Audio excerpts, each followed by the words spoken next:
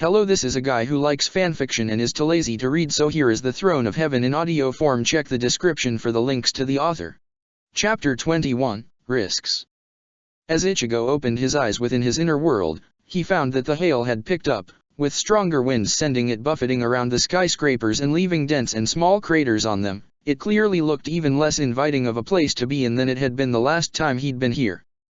Sode no Shirayuki also looked somewhat harrowed, her long locks in disarray and the wind whipping around her long clothes in such a way as to make her look far less imposing than she had before. The hail still failed to hit her at all, but the haunted look on her face made up for that, clearly showing that she wasn't feeling well at all. Ichigo waited for a few moments as he saw that she seemed to be gathering her courage for something, but when he saw her fail, unable to say whatever it was she wanted to, he prompted her, in as friendly a tone as he could manage. "You said you had a plan." "I did, and I do. It's very risky, and I worry it won't be enough. But I can't see any other path." The defeat and resignation clear in her voice did not give Ichigo great confidence this plan would be the solution they needed, and the sword spirit seemed to understand it, for she hurried to continue. "It's still the best option for keeping you alive, possibly even winning. I thought that since nothing else seems to be working, I could give you Bankai." Ichigo frowned. The way she said that, she didn't seem to want to do it, nor actually sure that it would help. "And you don't think it'll be enough? Is the power your Bankai creates unsuited to fighting him?" "I don't know, I can't know, since I have no idea what the power will be like." "How could you not? Isn't it your own power?" She shook her head. "Bankai is different. It's not a power that comes from the Zanpakuto alone, that's the Shikai, which is all of the power that a single soul can generate. Bankai is created by the fusion of two souls together. It builds and combines the strength of both into a single manifestation of their combined will." Ichigo frowned, as he started to think over what Sode no Shirayuki was saying. The Zanpakuto spirit herself, meanwhile, didn't seem to be paying attention, pacing back and forth and apparently speaking more to herself than to him. "I think it will help. From what Yoriyuki said of his power, his Zanpakuto is a mind type, and with this place being empty of anybody but the two of you, if our combined power is something sufficiently destructive, that covers a wide enough area, an indiscriminate attack should be enough to do him in regardless of how much confused he could make you about your surroundings." "I have a question." Ichigo's interruption caused Sode no Shirayuki to stop her nervous tirade, even as he looked at her with a more serious expression than he'd ever had before, really taking in all the uneasiness, the tension, worry and something else, disappointment, perhaps. Disgust? It wasn't clear, but he was pretty sure now he understood why she was so confused and uncertain over this matter. The way Rukia and the others spoke of it, it felt like Bankai is a very personal expression of the bond between the sword and their wielder, something unique to each pair. If it was Rukia, would you know what the Bankai would look like, once it was created? At least in broad strokes. Not precisely, no. It really isn't something that can be truly foreseen, it's more of something that arises from the souls fusing into perfect synchronicity. But you have a general idea. Yes. I and Rukia have been together for over 40 years now, and learned to know each other very well. I know how she thinks, how she acts, what motivates her, her fears and worries. And she knows me, my preferences and dislikes, my beliefs and motivations, what I stand for. It might not be certain, but with how Shikai is an expression of what I am, and how Bankai would be an expression of what the two of us are when acting together, I have some ideas what it would look like. So, you have something of a picture of what a Bankai created by your two souls fusing together would look like. Yet, you didn't grant her Bankai before you were dragged here. Or am I wrong?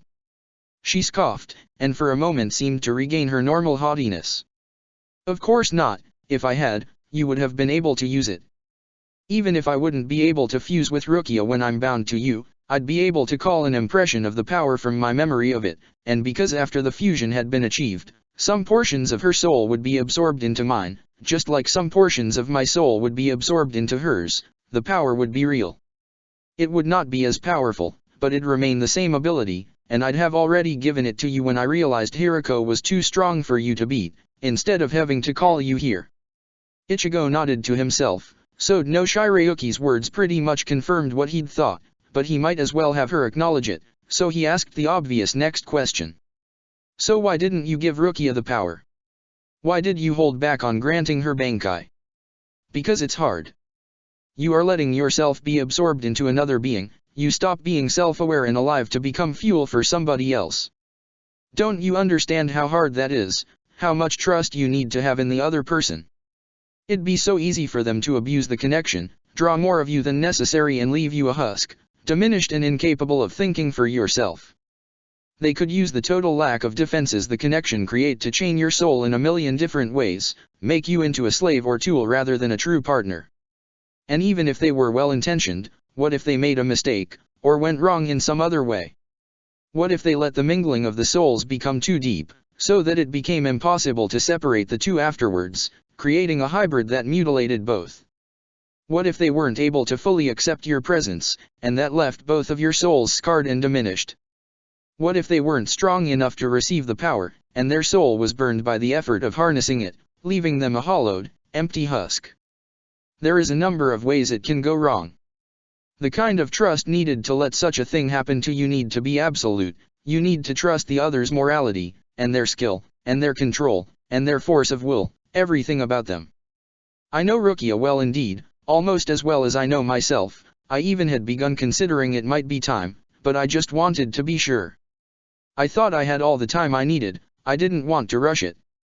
And when you were absorbed into the Aswul, you feared you'd lost your chance forever. So now you're both feeling guilty, because you'd be giving me something that Rukia would never be able to have, and forcing yourself to do it despite the fact you don't trust me even a tenth as much as you trust Rukia. Her eyes opened wide at that, surprise quickly surprised by desperation as she said. It's the only way, if I don't do this, you will die. And that's enough to justify this? You've just given me a list of all the reasons why rushing this with somebody you don't fully trust is a bad idea, yet you want to do it anyway. The sword spirit lowered her head at that, deflating in defeat. You're here, risking your like, fighting for Rukia and what she believes in. I would be a terrible partner for her, if I wasn't willing to sacrifice myself to help her accomplish the same, even if it is through you. Rukia would never ask that of you. So no Shirayuki raised her head, and there was fury in her eyes now, her next words almost a snarl. She wouldn't need to. I can make my own decisions, and help her of my own free will. That's fair, but I couldn't live with myself if I let you. Besides, it's not necessary. At his last words, for just a moment, a flash of relief appeared on her face, but then it was immediately replaced by a mix of guilt and confusion as she asked. What do you mean? You figured out a way to beat him? No, but you're forgetting, there is another power I could use, that might just help here. He pointed to something at her feet, which his attention had been dragged to when she'd been pacing before, and so no Shirayuki's eyes widened at that, before she looked up shaking her head as she said. No. You shouldn't, it's too dangerous. It might consume you, destroy you from the inside, and even if not, it'd let it have power over you, put you in a constant state of inner strife. It's too dangerous. Ichigo chuckled at that, then answered. You just told me how desperate the situation is. Shouldn't I use all the weapons at my disposal? This is different. If you lose control, you'll become its weapon, rather than the other way around. You know, you've not told me what sort of power is hidden in there. Why don't you show me, and let me make the decision for myself? Surely, that'd require less trust than forming a Bankai against your will, wouldn't it? Very well, I'll let you see at least, then you'll understand why you shouldn't. And with that, she gestured at the trapdoor, ice forming around the red chains and locket, opening the latter and moving the former to the side. Then she opened the trapdoor, revealing a stairway that led downward and motioned for him to go down. Once he did, Ichigo found himself in a dark room, in the center of which was a large dark figure wrapped in the same type of glowing red chains that had kept Sode no Shirayuki prisoner, except there were a ton more of them, and even if the prisoner seemed immobile, they still were glowing with power as if trying to hurt it, yet it wasn't screaming, or letting out any sound at all. Then the prisoner raised his head, and Ichigo took an instinctive step back in fear as he recognized the huge curving red horns, the flat white mask with the tree red stripes on its left side, and the glowing golden eyes that burned with unquenchable hatred. After a moment, a dark chuckle filled the room, even as the crackling red energy from the chains suddenly intensified in power, the high-pitched sound of it failing to conceal the hollow's voice. "I was wondering how long it'd take for you to show up. Looking for something, kid?" Ichigo took another step backwards, which resulted in him bumping into Sode no Shirayuki. The sword spirit placed a hand on his shoulder, although it only calmed down his shaking a little. "What is that thing doing here?" "This Owswell thing, it's not a proper Zanpakuto, it drains things extremely well, but it lacks the ability to really break down the hollows to purify them properly. Honestly, it feels like a normal Zanpakuto altered so that its draining effect is much more powerful and its connection to the spiritual realm is almost non-existent. With plus souls, I was able to push them through to Soul Society anyway, but hollow souls are dragged here, and I only managed to send a portion of them away, while the rest was dragged here, and I wasn't even able to reduce the power of this one at all, since it was the first and I still didn't really understand how this whole situation worked." Ichigo glanced around at the explanation, but the large dark room was still empty except for the hollow, whose chuckle had grown more intense. He had a pretty bad feeling that he knew why, yet he couldn't hold himself back from asking. "So, if all the hollows I killed were dragged here, where are they?" The chuckle exploded into a loud, threatening laughter, the hollow's huge body shaking under the mountain of chains that was holding it back. "Oh, don't worry about that, I took care of keeping it clean here." "I should thank you, really, so much food in so little time, and of such quality too. You're really quite the gracious host. It has been growing in power all the while, hasn't it?" "Yes." Sode no Shirayuki's tone was grim, then she squeezed his shoulder before continuing. "So, have you reconsidered it? This has all of the same dangers that I explained to you before, except that I would be doing my best to keep you safe through the process, while this creature will be looking to subsume you from the beginning." Ichigo let out a long breath, while the hollow's golden eyes seemed to glow even more powerful at that. "Oh? Planning to let me out, boy? Thinking to treat me like you attack dog? Freeing me when you need your enemies dead, then chaining me back here in the darkness once you don't need me anymore? Not very respectful of you, if you don't mind me saying." Ichigo's eyes narrowed at the creature, and even as he could still feel himself shaking, nothing else he'd faced so far had come closer to killing him than this one monster, except perhaps for the man he was fighting right now. He answered in the firmest tone of voice he could manage. "And you'll resist any attempt to reel you back in, of course." "Oh no, why would I? Let me free, and I shall go back to my little kennel once we're done, cross my heart." The mocking tone wouldn't have been necessary to prove that the hollow was lying. The moment it had made his fake promise, the energy from the chains doubled in intensity again, yet the monster still seemed completely unfazed by it. Sode no Shirayuki let out a pained sigh behind his back at that. "And now that you've seen what it is you'd really be letting loose if you did this, we can go back to the more reasonable path, and leave this thing in here to rot." "No, this is exactly what we need right now." Her eyes widened at that, and she tried to hold him back, but he'd expected that and quickly dashed forward, even as he glanced back at the sword spirit once more and shouted. "I'll do my best to resist being taken over, but if I fail, just drag me out of it when the time is right. I know you can do it, and I trust you will."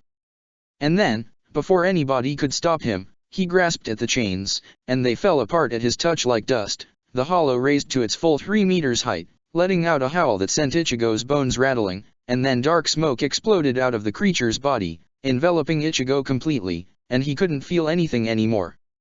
Tatsuki had a few seconds to take in her new surroundings before she focused on the person who was to be her opponent, and was also the only other soul around, the green-haired visored wearing orange boots, gloves, a scarf, and a belt over a white bodysuit that was facing her, apparently in no hurry to start their unavoidable fight.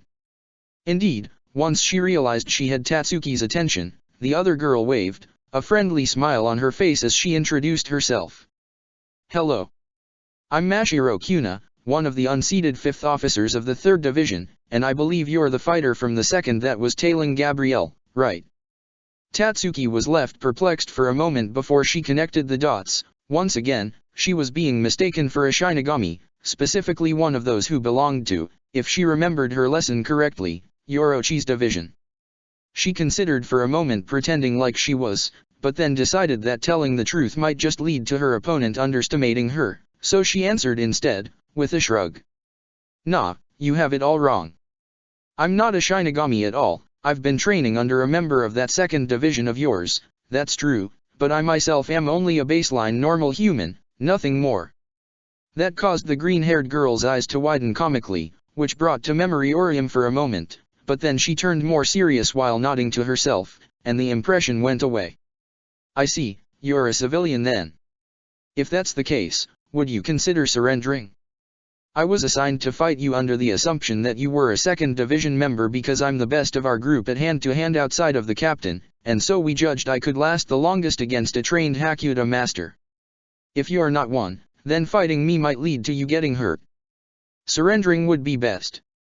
Indeed, it would be, and mid-sentence, Tatsuki dashed forward, using her newly learned Shunpo to cover the distance between them in just 4 steps while also rising herself to a midair position to deliver a dropkick from on high that she at the last minute made hard as rock with determination as she concluded with a grin for you. Fast as she had been, however, her attack hadn't surprised Kuna, at least not enough for her to fail to react. Rising her arm in a block, Tatsuki could feel the hardness of steel in it, but she'd expected something like that, so she had kept the barest amount of water-like fluid Ryatsu between her foot and the hardened rock-like one she'd used to strike to neuter the blow's impact, meaning she was able to jump backwards, well, upwards rather, since she wasn't going to land when she was in midair already, without any hurt from the backlash. Kuna raised her eyes to look up at her and commented, tone now neutral. How unsurprising, a second division trainee resorting to cheap tricks and surprise strike. That's not gonna work with me. I'm specialized in non-lethal takedowns. I might not have Ishikai, but due to how much of my time I spent on martial arts, I can do without against anybody who's not as strong as a seated officer. If you're only a civilian trainee, you won't beat me. Those are some though words, now let's see if you can back them up.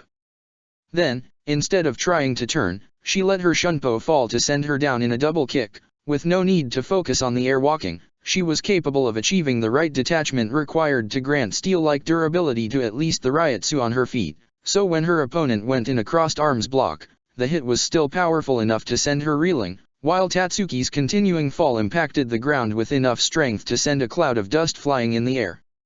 Upon realizing she'd just given herself exceptionally good cover, Tatsuki quickly kicked the ground twice more in succession, then used a full push of disgust to send the cover of dust in front of her like a cloud as she rushed forward, using it to get past Kuna without her noticing before taking a sudden turn, using the air as a pivot to help herself make a full U-turn in the space of just 3 steps, before going for a steel-hardened punch straight at her enemy's back.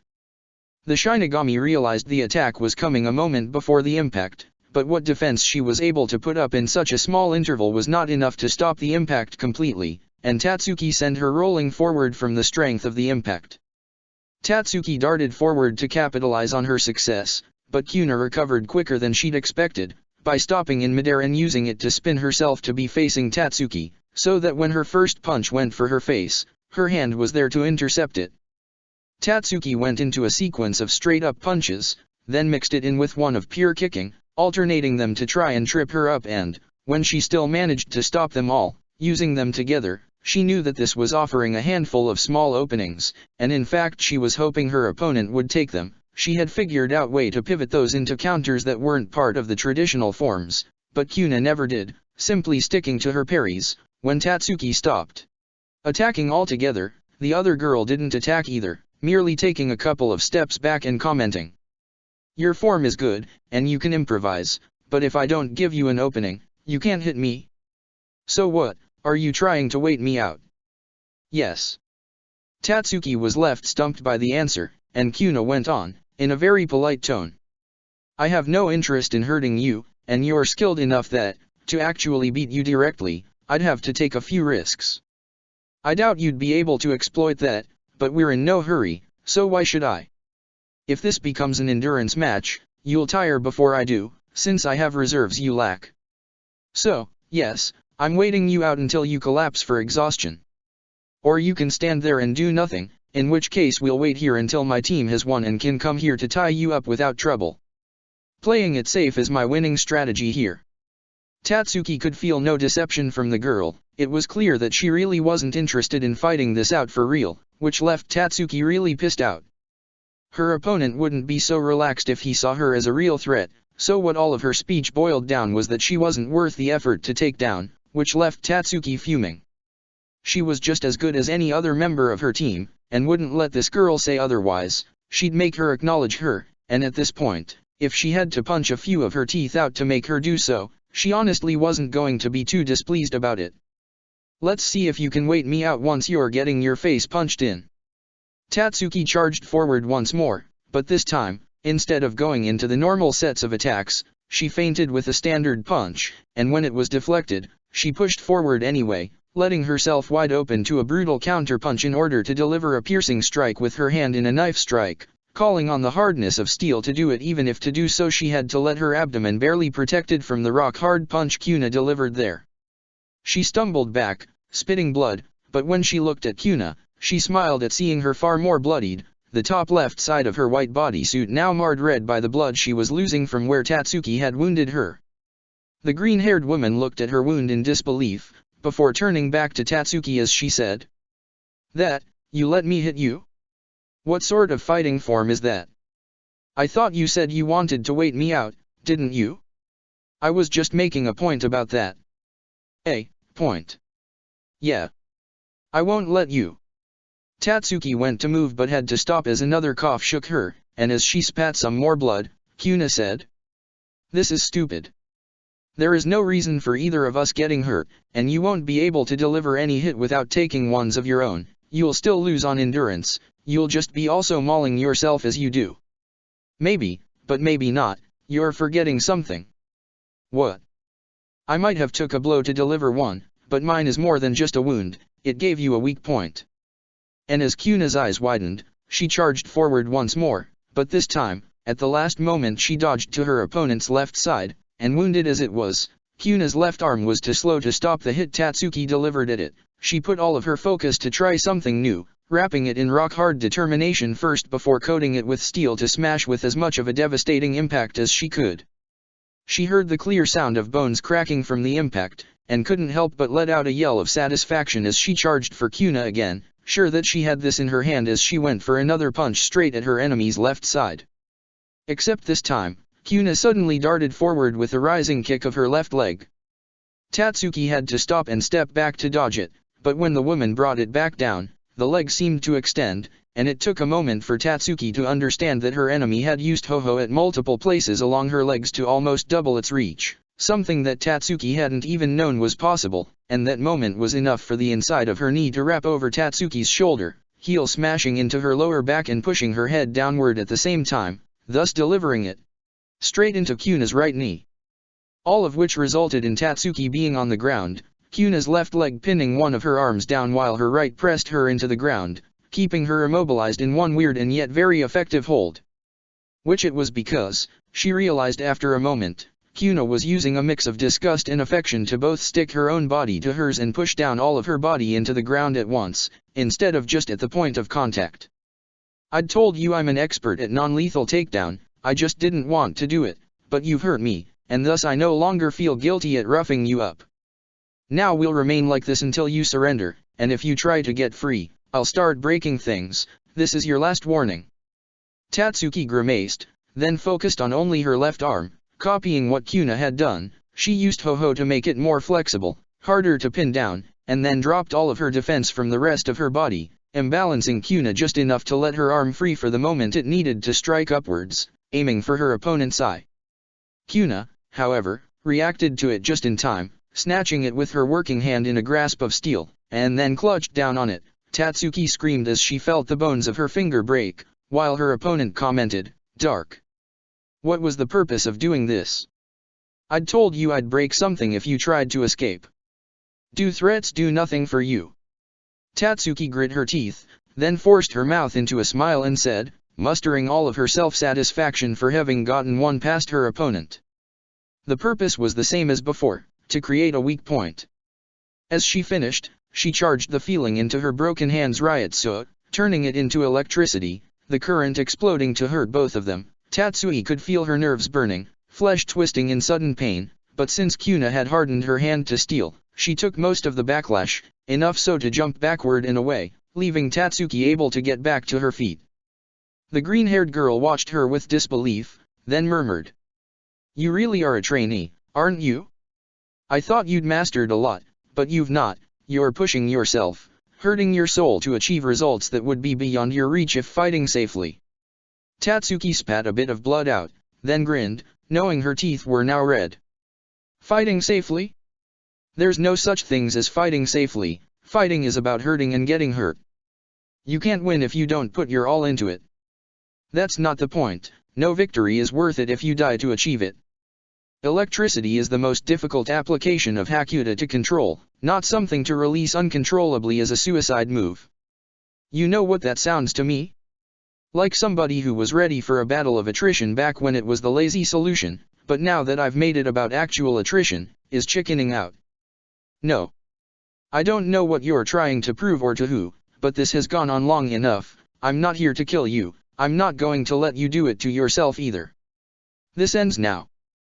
Then, suddenly, a mask appeared on Kuna's face, shaped like a grasshopper's head, with large goggle-shaped yet empty eyes, for small slits where the mouth would be, and two antennas sprouting from the top of it. And as soon as it did, Tatsuki saw the other woman's wounds healing in front of her very eyes, the left arm recovering its full range of motions, the electrical burns disappearing. Once she was fully healed, Kuna's mask disappeared and she said, eyes as hard as her voice. See, all you did was utterly pointless. You, quite literally, cannot outlast me, no matter how hard you try. Now stop trying, and you'll be able to live through this. This fight has no purpose. Tatsuki gritted her teeth once more at that, and then shouted as she charged. Its purpose is for me to defeat you, and that's all the purpose I need.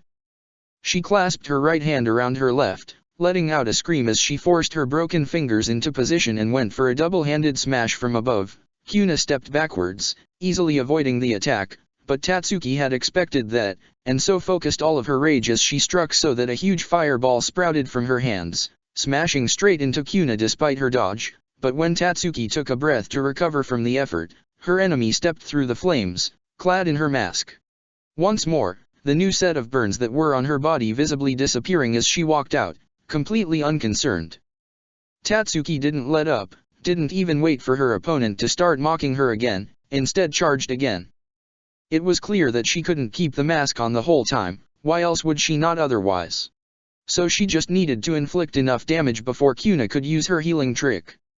She charged into Kuna's punch, using Ho-Ho to make her body take less damage from the hit so she could strike at her enemy's face.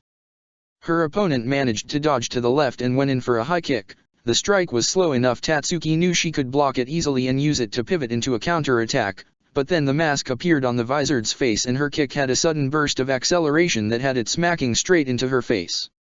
Tatsuki was sent flying and collapsed to the ground. She looked up, but her enemy was over her, almost as if she had teleported, while saying in a dark tone, the mask disappearing from her face. And that was Sonito, a skill that requires to release a lot of Ryotsu with a level of control only a Shinigami can muster, but it has to be released from a hollow body with very precise characteristics. It's a power you can't copy, much like the regeneration powers from the curse I have to carry inside myself. It's why you've lost to me. Now, please, surrender.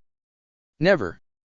Then, while Kuna's eyes widened in disbelief, Tatsuki grasped her opponent's leg, then used her Ryotsu to mix together determination and affection to create a mix of adhesive and unyielding to keep her from escaping. Then she struck with her open palm, knowing Kuna would grab it, and when she did, Tatsuki formed the same kind of hold around her wrist, and then went on to do something Yoriyuki had warned her not to try, filling her fist with Ryotsu and converting it to raging fire while keeping it trapped within a rock-hard grasp. Kuna realized what she was doing immediately. Stop that, if you keep the pressure building like that, it's gonna cause an explosion. Oh, I know, think you can survive that? Kuna's eyes went wide as saucers, then the mask appeared on her face, and then Tatsuki reached the point of collapse and the fire erupted out of her hands, the explosion rocking her body and smashing apart the holds she'd had on her opponent even as it ravaged both of their bodies. Tatsuki collapsed to the ground, and she could almost feel her own organs slowly failing one by one, but she couldn't help but grin. At least she's beaten that arrogant twat, she was sure of it. Chapter 22, Experience. Shinji's eyes widened as he felt the sudden eruption of power from a point to his left, recognizing the familiar sign of a Vizard unleashing their inner hollow and allowing it to manifest in physical form. He dashed in the direction of the energy source, only to be confronted with a towering creature almost 3 meters tall, covered in black fur, with 2 curved red horns and a simple mask lacking particular features other than 3 stripes on the left side of it, departing from both the top and bottom of the eye socket within which hateful golden eyes burned with passion. The sight had him watch in disbelief. He'd stolen the Hujiaku specifically so that Aizen would not be able to create more Vizard, destroyed all the research so Aizen couldn't make another, and he'd freed them all when he escaped. So where did this boy came from? Who are you, really? A dark laugh came from the mask, and it was the Hollow, not the boy, who answered, the mere voice echoing with the energy of a creature that had to have several centuries of accumulated power backing it up. They call me Hollow. And you will fill me up. And then the monster charged. Shinji hurried backwards, well knowing how much a released Hollow would enhance the physical capabilities of a Vizard, but even so, he was surprised by the amount of speed the boy had gained, just further proof that the Hollow was an old and powerful one. Still, he hadn't become captain for nothing, so he focused his will, sharpening socket as he went in for a strike. Of course, unlike the boy, the Hollow had no fear of being cut, and in fact charged into it. Shinji grimaced as he hardened his body in preparation of tanking the punch, except as the Hollow went to strike, the Shinigami captain realized at the last moment that a red glow was just barely coming from within his closed fist, and aborted his attack just in time to dodge out of the way and avoid the Zero that would otherwise have blasted him straight in the face. His eyes narrowed as he studied his opponent, who merely chuckled and taunted. Come on, you were having such an easy time with the kid before. Where's your strength gone all of a sudden? Shinji considered the comment for a moment. It seemed evident that the Hollow was in full control. Which meant that, so long as he didn't go overboard, he should be able to actually stop holding back for fear of killing his opponent, since the Hollow's regeneration would take care of most of the damage he would be inflicting. Overall, overpowering the Hollow seemed like the best option here. Thus, he answered in a bored tone. Here, let me pull it out. And, suiting actions to word, he formed the Hollow mask on his face, causing surprise to appear on the Hollow's face, and charged at him again. His enemy had expected it, as it fired 2 more Zeros, but Shinji was ready for them now, so he used Sonido laterally to dodge while continuing to use normal Shunpo to keep his charge going. He stabbed with his Zanpakuto as soon as he was in range, to which the Hollow answered by placing his arm in the way, letting the blade sink in, and then suddenly swinging widely to the side, as if trying to rip the sword from Shinji's arm. It was a trick that might have worked on a lesser Shinigami, but Shinji was both a captain and empowered as a Vizard, thus strong enough to keep hold of the blade, so that the movement resulted only in the Hollow widening the wound on his forearm uselessly. Shinji punched the beast in the chest with his other hand, sending it crashing to the ground in a huge crater. He dove after it at full speed, planning to impale him to the ground and be done with it, but had to dodge at the last minute as he sensed the buildup of power in the cloud of dust below and another red Zero exploded out of it. It was getting worried. Even as old and hollow as this one should not be able to call forth this many Zero, not even with the Vizard connection allowing it to refuel its reserves by feeding off his host's soul. As the dust cleared, he saw the Hollow breathing heavily, but still standing. Before it pointed its finger in his direction, Shinji didn't wait to see if it would be a challenge or another Zero, instead shooting down one of about 5 Kido he knew, a powerful beam of light that was specialized for piercing defenses and forced the Hollow to roll out of the way. Shinji landed right next to it, having anticipated the movement, and went for a punch straight at its head, hoping to break the mask since that would automatically force the creature back inside its host, but the Hollow managed to dodge with its head while opening its mouth just so that Shinji's punch slammed into it. Some teeth were sent flying, but the enemy had clearly expected it, and being an Hollow it felt no pain, thus having no difficulty in closing its teeth over the punching hand. Biting deeply into it, Shinji struck with a knee straight under the monster's hollow hole in its abdomen, the power managing to dislodge it and send it flying. He grimaced as he focused his Vizard regeneration on his hand to regrow his 3 newly missing fingers, while the Hollow offered a bloody grin as it swallowed them, before charging head first in a very obvious attempt to impale Shinji on its horn. Too obvious, in fact. Shinji didn't know what the creature was aiming for, and he didn't plan to find out either. Instead, he used his hand to call for it on another of his Kido, creating a very thick barrier, almost like a solid slab of light, for the hollow to crash into, except the barrier was a trap, allowing the horns to pierce through before tightening around them.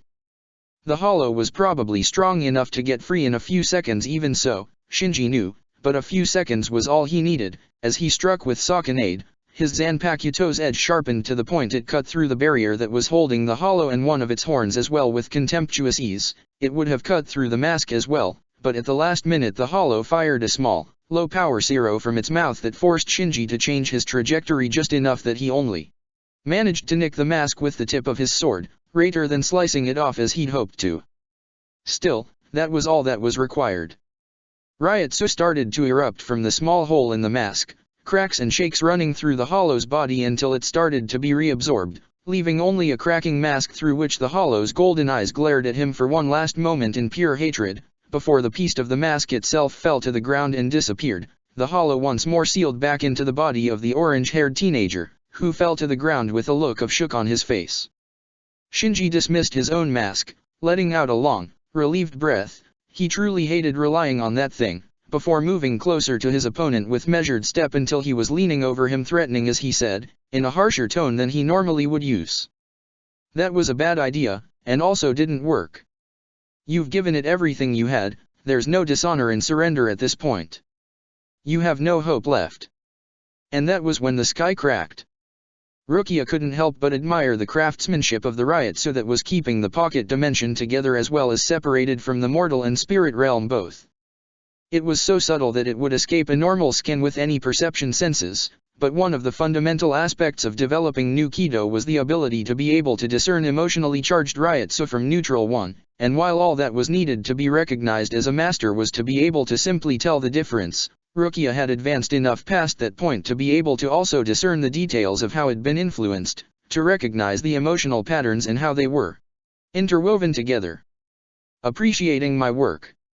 She absent-mindedly nodded to Hashigen as she continued to survey her surroundings. It's quite the artistic achievement. I can see how the solutions you choose make sense, but how did you come up with them? It's an effective pattern, but not one that seems like it arises naturally from traditional Kido. It's really quite original. Well, I had the chance to study young Yukio's power, and that suggested a few paths of development that would not have come to me otherwise. It took some serious study to pull it off, but I'm really quite pleased with the results. You should be. It's really a well-crafted set of spells. The man chuckled at that, and commented, sounding found. I missed this. What? Teaching. There's few things which warm my heart more than introducing a brilliant young mind to the intricacy of Kido, and you look like quite the brilliant young lady, and quite knowledgeable on the art. That caused Rukia to stop her study of the area to completely focus on the round man with a circular patch of hairs on his head and the pink mustache, which looked completely non-threatening, and she couldn't help the smile that came to her lip, although she made sure to keep her real emotions as hidden as she could, letting only the amusement to be perceived. I read your file. You were only a rank-and-file member of the 13th Division, and after about 2 centuries retired to the academy to teach. Wouldn't all your students have been ones with a bare knowledge of the material at all? You didn't even make it to an officer position. Surely, if you are as good as your comment would suggest, you would have been recognized for it with a promotion. I was offered one, but I passed it off, and when it was offered again, I chose to retire instead. Rukia didn't hide her surprise at that. Hashigen had no way of knowing that it wasn't simply because the decision to refuse a promotion was rare, but rather because of how personal the matter of refused promotion was to her, and asked, letting her curiosity show in her voice. What position was it you were offered? One is unseated officer. While I've reached mastery in Kido, I'm nowhere near good enough at the rest for a seated officer role, and lacking a Shikai was also a point against me. But in truth, the reason I refused is that, if I did not, I would have had to put more effort into bringing those skills up to par, instead of being able to freely study Kido the way I preferred to. So you decided to become a teacher of it instead, to be able to do what you enjoy. Precisely so. Rukia couldn't help herself as a genuine smile formed on her lips at that. She so rarely had the chance to discuss Kido with somebody at least close to her level since she left the 13th, she'd started to miss it. While Captain Aizen was better than her, he was the only one in the 12th Division to be, and rarely had the time to indulge her on the matter. And while Momo was a dear friend and the rest of the seated officers were at least interested in what she brought to the table in terms of integrating Kido into their inventions, they couldn't really keep up with Rukia when she started discussing the creation of new and experimental types of Kido or tried to explain the workarounds she had found to circumvent many of the standard rules for its use. That's worthy of respect, I think. So, how is it you're maintaining the folding, exactly? I can see how it works easily enough, but I must admit that no power source for the Bakudo seems apparent, despite the fact that a spell of this complexity can't be self-sustaining. The man looked saddened as he shook his head and answered. I'm afraid I can't tell you that, much as I'd like to discuss the technicalities. I do not think you capable of using the information to escape, but I cannot in good conscience risk it. Oh? And what if I started to try and disrupt the folding on my own, without any explanation on your part? Wouldn't you like to see what I came up with, give me an evaluation of my skills? That would not be wise, either. Again, much as I doubt you would be unable to solve the problem, you could still stumble onto the solution by pure chance, and I cannot allow that. Rukia nodded. She wasn't surprised, nor had she really expected this to go easy, but she knew she'd made the attempt. Still, even as she knew what she needed to do now, she took a long breath to gather herself. It was going to be a tricky thing she was planning. But there was no real alternative. Then I suppose I'll need to neutralize you, so that you can't interfere with my attempts to escape. Hachigen raised a hand to play with his mustache at that. I suppose that this shall be a chance for me to get back into my teaching role then. We should call it a practical demonstration, I suppose. I must admit it's been a long time since I last had a Kido-only fight. I hope you'll forgive me for saying that I'll enjoy this. As complicated as this was going to be, Rukia knew she would enjoy it as well, so she opened the fight with a large circular motion of her arm while shouting, Heido 52, Peacock's Wheel, the name of her Kido. Using the chant would give the game away too easily, since only apprentices were still limited by it, and while she could convey being on the same level of skill and still cast silently if she went through the full hand motions, that would be counterproductive. Of course, speaking the name of the spells before casting, in addition to slowing the caster down, if just slightly, also made it very easy for an opponent Shinigami, or any hollow who'd faced Kido before, to react in advance, but being able to cast with just one gesture and no words at all was the required threshold to be judged a master of Kido, and not letting her opponent know how advanced she really was in their shared discipline was key to her plan's success.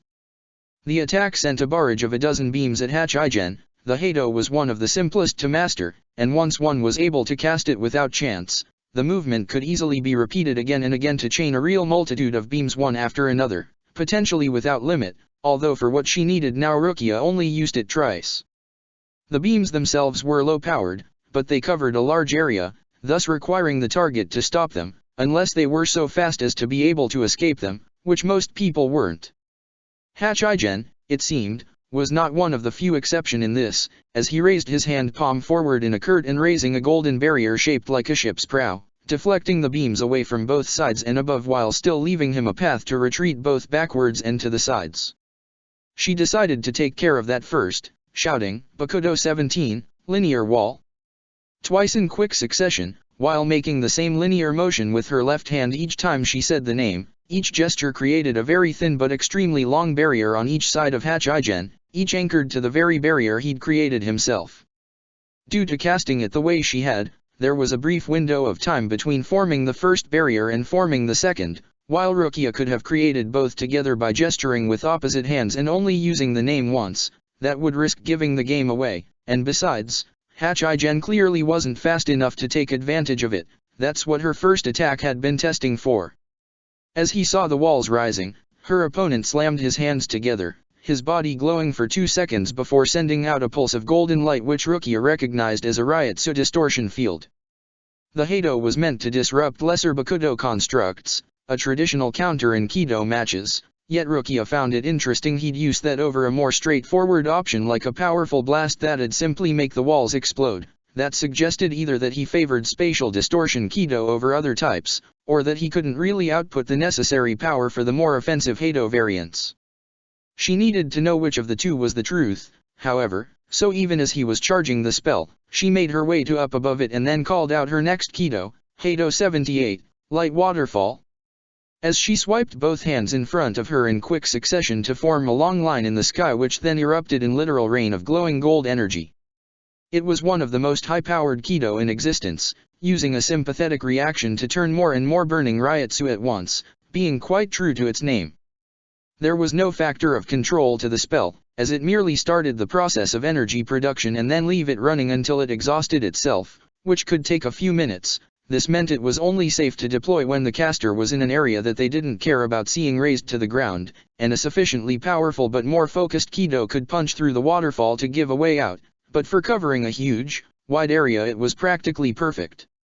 As her opponent was now unable to see her, Rukia quickly cast an eyesight-enhancing Kido on herself with no more than a tap to the side of her temple, so that she could see through the energy, and what she saw was Hachigen placing his hands over his face, which was then covered by a hollow mask with huge teeth, 2 huge tusks sprouting from the corners of the mouth, a large mane of feather-shaped yellow bones all around it, and weird eyes that bulged out of the mask's eye sockets and seemed to have levels of concentric structure to them, instead of the usual glow. The mask was what caught the attention immediately, but Rukia could see that, along with it, a paper-thin film had covered the man's body, and underneath it, over said body, was a flow of Ryotsu that seemed to originate from the mask. She could see how it made his movements faster and more powerful, but what he used it for instead was a means of propulsion, by willing a single small opening to form on this cover that let the Ryotsu erupt out at great pressure and push him forward in a sudden burst of speed. It was so fast that Rukia almost lost him for a moment, and enough to get him out of the area of effect of her light waterfall.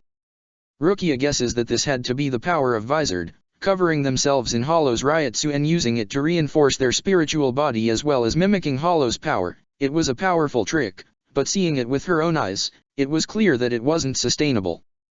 The Hollow Ryotsu, as it was its wont due to being naturally corrosive, would slowly destroy the soul it was in contact with, and while that wasn't visible to the inexperienced eye due to how much faster it replaced it with itself, making it look like the user was regenerating, much the same Hollows would, what it was truly doing was slowly replacing the original soul with the Hollows. Such a process would likely reverse itself if the connection was broken, but letting it go on for too long would be akin to letting a Hollow eat you alive, which meant that Hachigen would soon need to drop the transformation, and once he did, be unable to recall it for a brief time, to give his soul the time needed to purge the Hollow Ryotsu from itself. So, the moment he stopped from his acceleration, which she also noticed had the clear weakness of only pushing him along a singular line, depending on the direction he'd released the Ryotsu in, and removed the mask to take a breath, Rukia raised both her hands together even as she flexed her fingers in a specific order, calling out her next Kido before he had time to use the mask for a further boost of speed again. Bakudo 87, Hungry Pillar Cage. Several pillar of glowing light rose from the ground as she gestured and spoke, surrounding the man. The pillars hummed with power, and a careful eye would notice the slow shaking of each pillar, as the energy making them up was slowly rotating on itself. It was a very advanced spell, though enough that a mere disrupting Kido like Hachigen had used against the walls wouldn't work against it, while the rotating movement was so that anything touching the pillars would get scoured until destruction by it. And of course, the space between bars was far too small for any Hollow or Shinigami to slip through it. Once more, Rukia had forced Hachigen in a situation where he had to choose between a high-powered counter-attack and a space-warping one, and this time speed would not allow him to avoid making the choice either. He looked at the cage with appreciation, before looking up to Rukia and saying, his tone clearly impressed.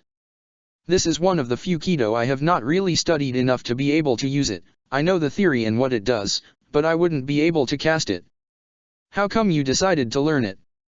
Rukia considered for a moment, then decided to go with the truth, although one coaxed in just the slightest bit of misdirection as she answered. I didn't, not specifically.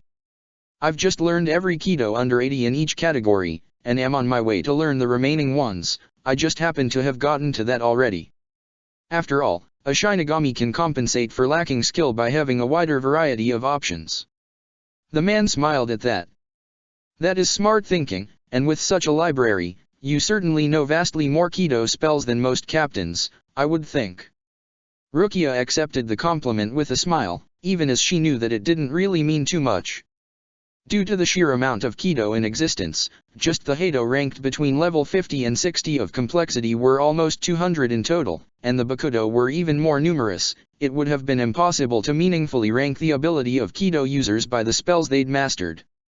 Instead, it was the overall ability of using Kido itself, as a process, that mattered the most. Kido had been invented by studying hollows and realizing that their impossibly varied powers were a result of the emotional state at the time of their formation permanently imprinting itself on the hollow's own Ryotsu, and thus that, if one was able to consistently imprint the same particular emotional state over Ryotsu properly shaped to be receptive to it, it would reliably reproduce the same result.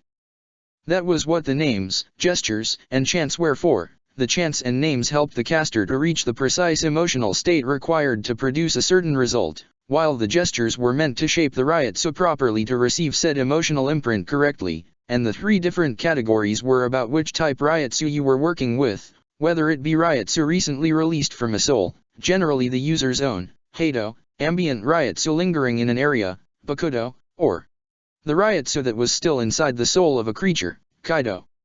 Which meant that, once you were good enough at the shaping, you could leave out more and more of the gestures until only a single hand motion was needed, while as you better learned how to summon the proper emotional state, you could shorten the chant until you didn't need it anymore, and finally leave out the name as well. At which point, you were recognized as a master of Kido, something required to be nominated captains, but understanding how to apply the process did not grant you knowledge of every Kido out there.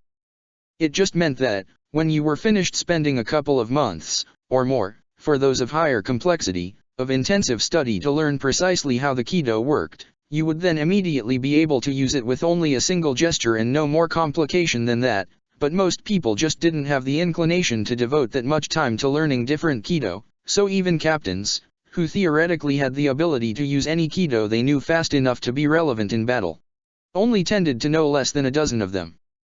Thus, Rukia limited her answer to a satisfied smirk and saying, trying to keep as much smugness out of her voice as possible, I guess they just have more demands on their time, I just don't like not knowing stuff, you know. I know. Which means you're aware there's some Kido I could use to escape this trap, right? Rukia crossed her arms at that, trying to hide that this was exactly what she wanted as she shot back. That's only if you know any of them, though. Do you? Rather than answer verbally, Hachigen merely twisted his fists together, causing the air around him to ripple and the pillars of light to bend, allowing Hachigen to simply walk out of it, unknowingly giving Rukia the answer she needed. If he could have used a simpler if more powerful Heido, he almost certainly would have in this circumstance, which meant he really wasn't likely to be empowering the spell that had formed this dimensional pocket with some high-powered Kido battery or anything like that. Instead, he was almost certainly using something else, related to spatial distortion.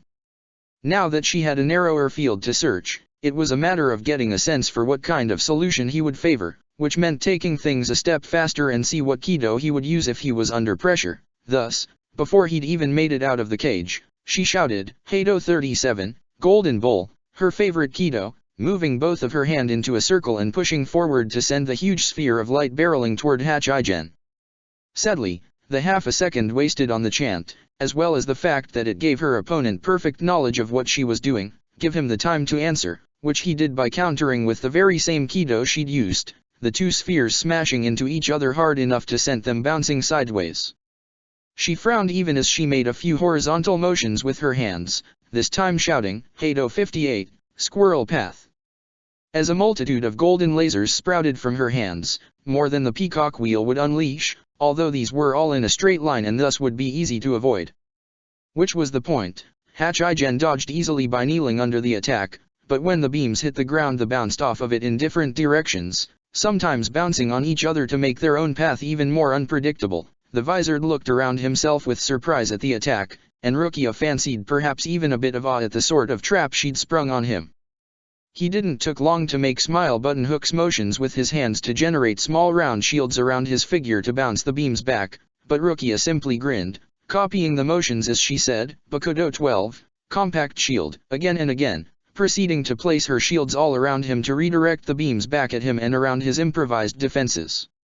Seeing that he wasn't making any headway with that, he once more used a dimensional folding Kido, although a different one from before, further confirming Rukia's read of him, this one being a reactive one that allowed him to straighten up all the beams and make them all head away from him and into the area that was finishing to be ravaged by the light waterfall, from which they couldn't bounce out of. As far as disengaging tricks went, it was a good one, but even if he'd not spoken the Kido's name and used only the minimal amount of motions possible, Rukia had expected him to use that particular one and recognized he was going through with it the moment he started it, so she'd already started, and fired off another golden bull as fast as possible, except that unlike the last, this time she pumped it with as much power as she could manage. Empowering Kido was tricky, and something most Shinigami, even in the 13th division, never learned to do. The fact of the matter was that, while the emotional component of each individual Kido was always the same, there was a certain amount of tolerance within the spells themselves for the quantity of riot so that could be affected by it. It wasn't much, and for most Kido the difference between a upper limit and a minimal required amount manifestation was very small, and thus most Shinigami just settled on an amount that was comfortable for them, and never bothered varying it. Rukia wasn't most Shinigami, however, and one of the reasons the Golden Bull was among her favorite Hado to use was that it reacted more noticeably to variations in what Ryotsu was used for it, since the Kido itself simply collected energy and arranged it at fully equal distance from a central point, which resulted in a huge yet empty balloon, kept together until it was punctured but mostly filled with air, and thus much more effective as a low-power, high-impact weapon that pushed targets around rather than as something meant to actually hurt them. At maximum power, the Golden Bull was almost the size of a house, and since she'd verified by now that Hachigen didn't have the skill to increase the power of his spells, she knew he would have to either dodge or reveal some more of his space warping capabilities, which Rukia was going to need to know if she was to trap him in something he couldn't just escape from. Instead, he reformed the hollow mask on his own face, and then let out a bright red beam that ate through the Kido as it wasn't even there, and Rukia just let herself drop to the ground to avoid being in the Zero's path. As she fell, she saw her opponent had dismissed his mask as soon as he'd destroyed her Kido with its power, so she just called for Bakudo 87, Reactive Hungry Pillar Cage, the raising arm movement the same but the flex of her fingers just slightly different as she called upon a variant of the spell that she'd designed herself. Hachigen tried to warp his way through the barrier once again, but the moment the pillars started to twist, they fired out a fusillade of beams that forced him to interrupt his casting. The Visored barely managed to dodge, then looked at the cage with an interested gaze before turning to Rukia. "I've never heard of this variant before." Rukia shrugged, making sure her pride didn't show at all on her face. "You've been away from Soul Society for a long time, and the 13th Division is always researching new variants, you know." He nodded, then looked at this cage again and asked, "So, you think you've now captured me, and will be able to look for a way to break free from here, right?" She crossed her arms, almost feeling curious to see what he would pull to get free of this. He looked around again, and then summoned his hollow mask, except this time, he didn't stop at just the almost invisible layer he'd worn before.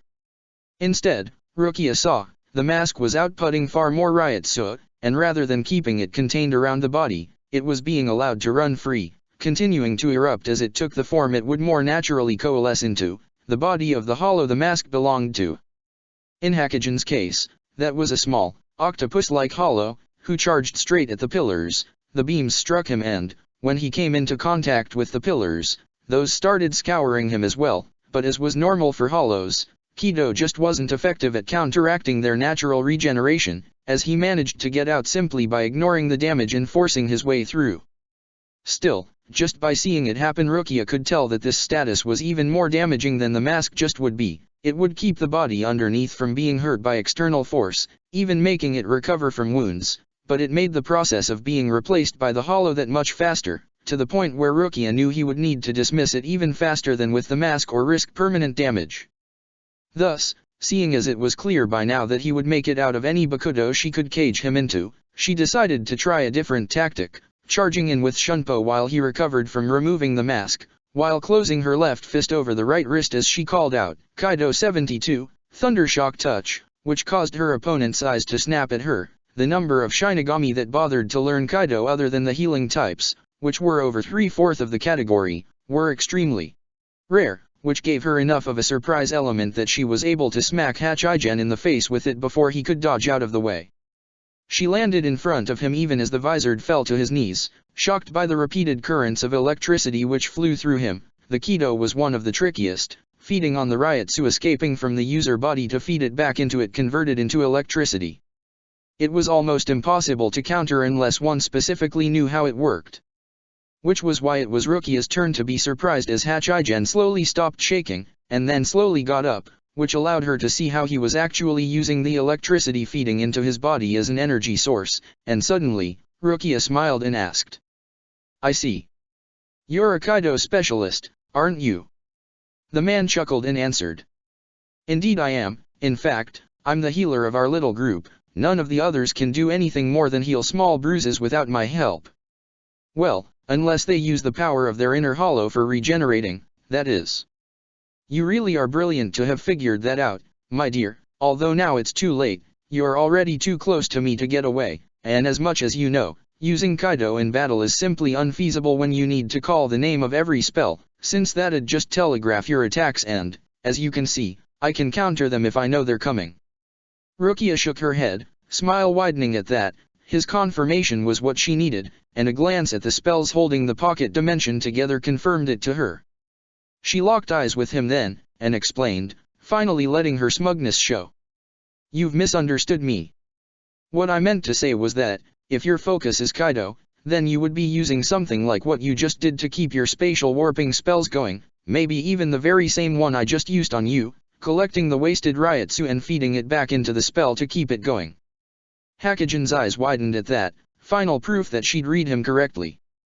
Then his face turned serious and somber as he said, losing the joviality he'd kept for the entire encounter. That is a brilliant deduction, but now I will need to put a serious stop to your actions. I am sorry, but you're leaving me no other choice. No, I only let you think you could. You didn't realize because I made it easy, but I kept you on the back foot the entire battle. What are you talking about? Rukia's answer was just a flick of her fingers upwards, and Hachigen found himself trapped into an advanced version of the hungry cage she'd used multiple times in the fight, except this one was barely large enough for his body to be contained within. Meanwhile her other hand created a set of strings among the pillars that made it impossible for him to move without smacking into them and being shocked by it, and the very moment he turned into an hollow to power through them, she immediately poked him through the bars, pushing all of the Ryotsu out of him and into the pillars of the cage. He was left astounded at that and then said, fear slowly creeping into his voice. You're a master Kido user too? And that last one? I don't know any of these Kido you've trapped me, and they could all be new, but the last one that's just perfect for containing a wizard like me and nobody else, did you just create a new Kido on the fly? Who are you? Rukia let a note of apology enter her voice as she answered. I am Rukia Kukaki, currently 4th seed of the 12th Division, after having refused a promotion to Lieutenant of the 13th, and the progress I've made into mixing multiple Kido together were enough of a breakthrough that Captain Yukatake, Anohana, and Aizen all recognized it as something unprecedented in the field of Kido, meaning I'm Soul Society 4th Kido Grandmaster, even if it's not been made official yet. From the very moment you decided to make this a Kido battle, you had no real hope of beating me at all. But I can promise that you will be treated fairly. Hirako Shinji is the only one that will be punished for what happened. We know you are all just his victims. And now, it's time to put an end to this. That said, she closed her eyes for a moment, focusing on the two Kido that would better serve her in this situation, and combined them into a new one, slamming a foot into the ground to launch a sudden blast of overcharged Ryotsu that would also rip through the dimensional folding, the combination of the two effects causing the spells Hachigen had put up to fail while the ones that were supposed to refuel them and prevent a catastrophic breakdown were overwhelmed and unable to do their job. Rukia watched as the scenario around her changed to reflect their return to the mortal realm while feeling a number of new pressures blinking into existence, and felt a moment of satisfaction in herself. She might not have the skill and ability to lead others, but at least she could confirm to herself that, as part of a team she wasn't leading, her contribution was still worthwhile. In this if nothing else she could live up to the expectations and trust that her captains and Kaien had put in her, and the certainty of it filled her with warmth. Ichigo was looking up at the Soul Reaper captain with disbelief. He couldn't remember much of what his inner hollow had been doing when it'd been loose, but he had some recollection of the feeling of astounding strength and speed, and yet he also still remembered the hollow's fury at being defeated, when he saw the red cracks spreading through the sky, cutting through the drabness and stillness of the pocket dimension for a few seconds before there was once more the sensation of vertigo as his surrounding warped around him. He took a long breath, enjoying the way the air filled his lung in a way it hadn't in the other place, and chuckled as a sudden gust of wind ruffled his hairs, the hand behind him grasping at grass that felt dirty and wet instead of fake.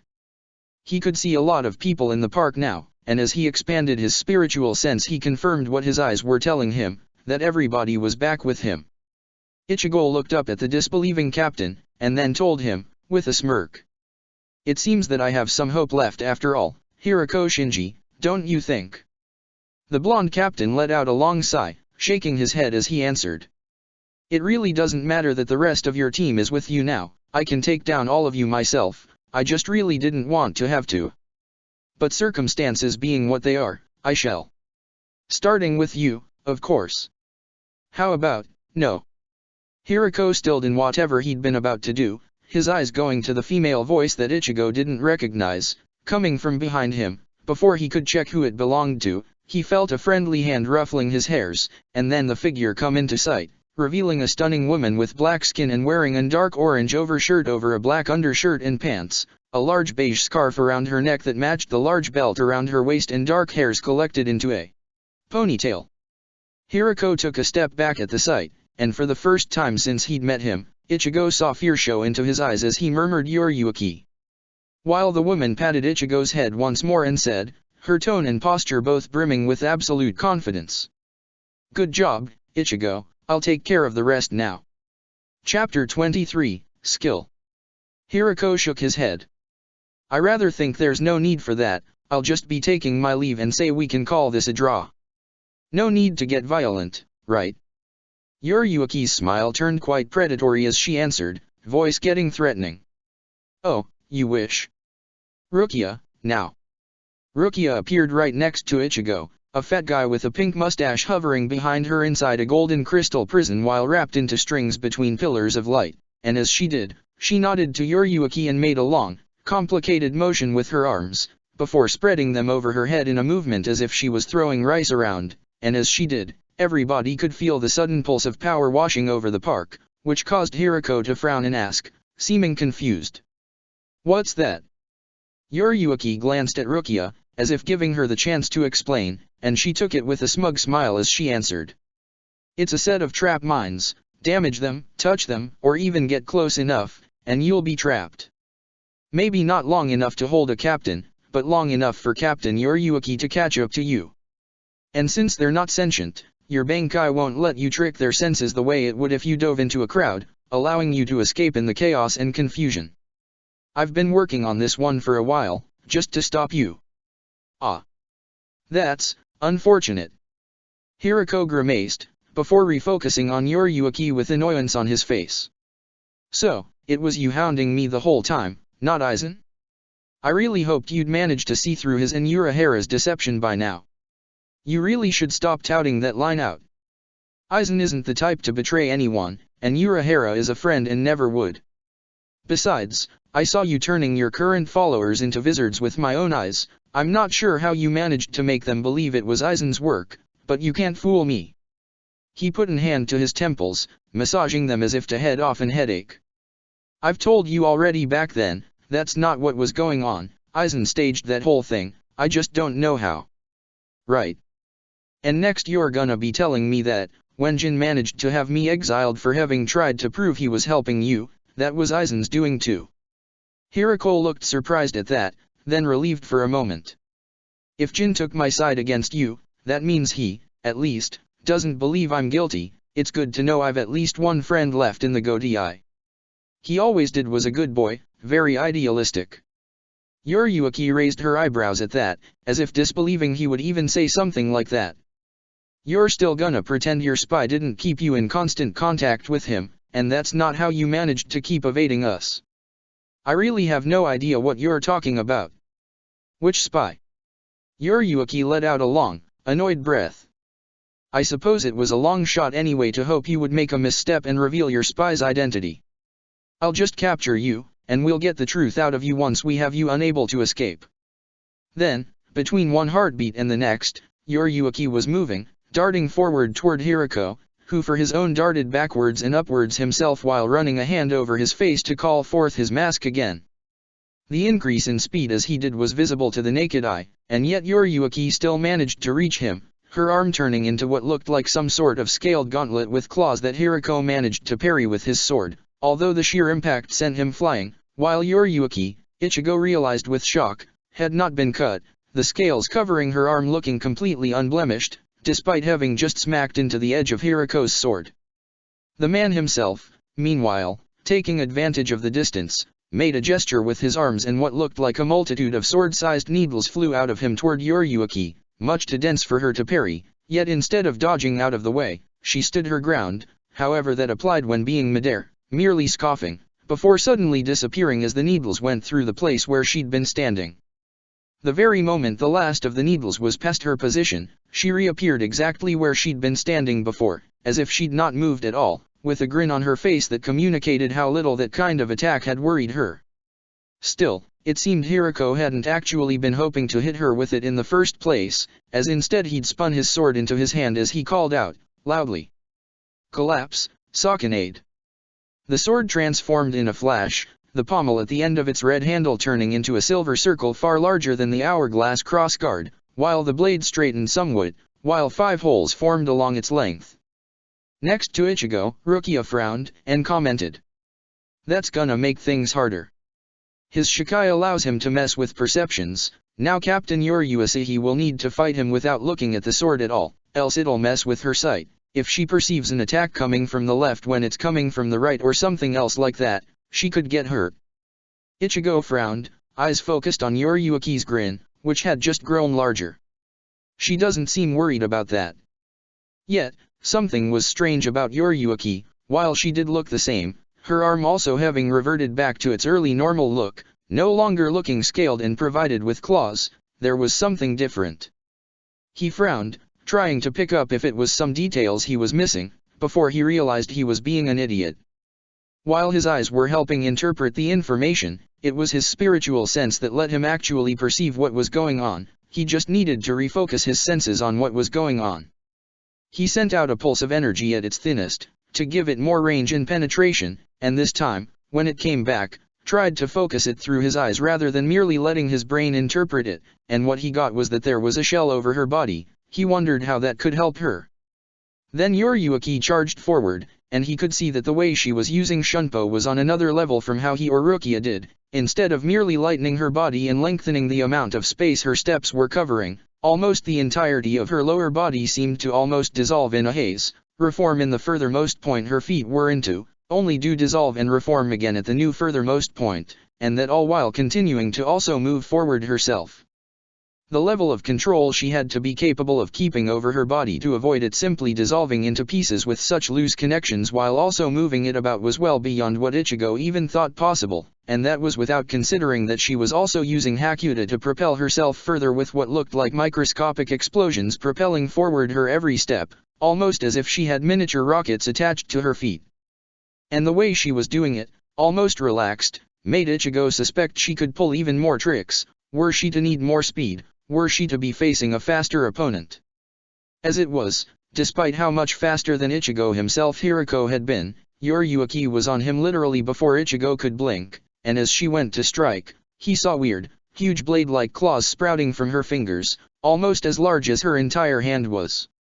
Hirako reacted by striking upwards with his blade, as if to impale Yoriuki's arm, even as she formed half a gauntlet like the one she'd had before, and that was when Ichigo realized it wasn't armor. It really was just scales, formed out of the coat superimposed to her skin morphing into it, on the wrong side of the arm, only for the blade to bounce off of it, while Yoriuki's claw hit straight into Hirako's chest, leaving a gouge in it.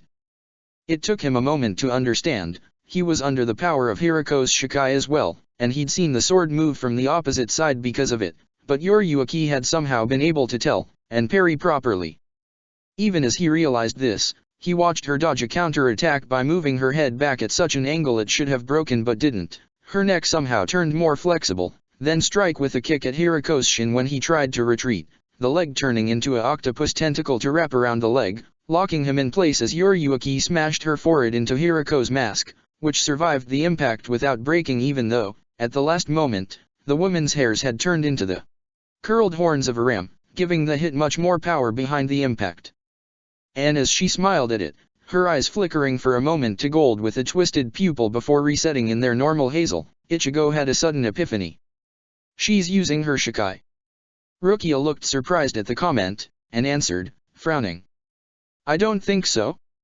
One of the things Captain Yoroichi is famous for is that she's the only captain who can fight barehanded against people wielding Zanpakuto. In fact, I don't think I've ever seen her use her sword at all, not even carrying it around, but that's sort of standard procedure for the 2nd Division, as it helps with stealth.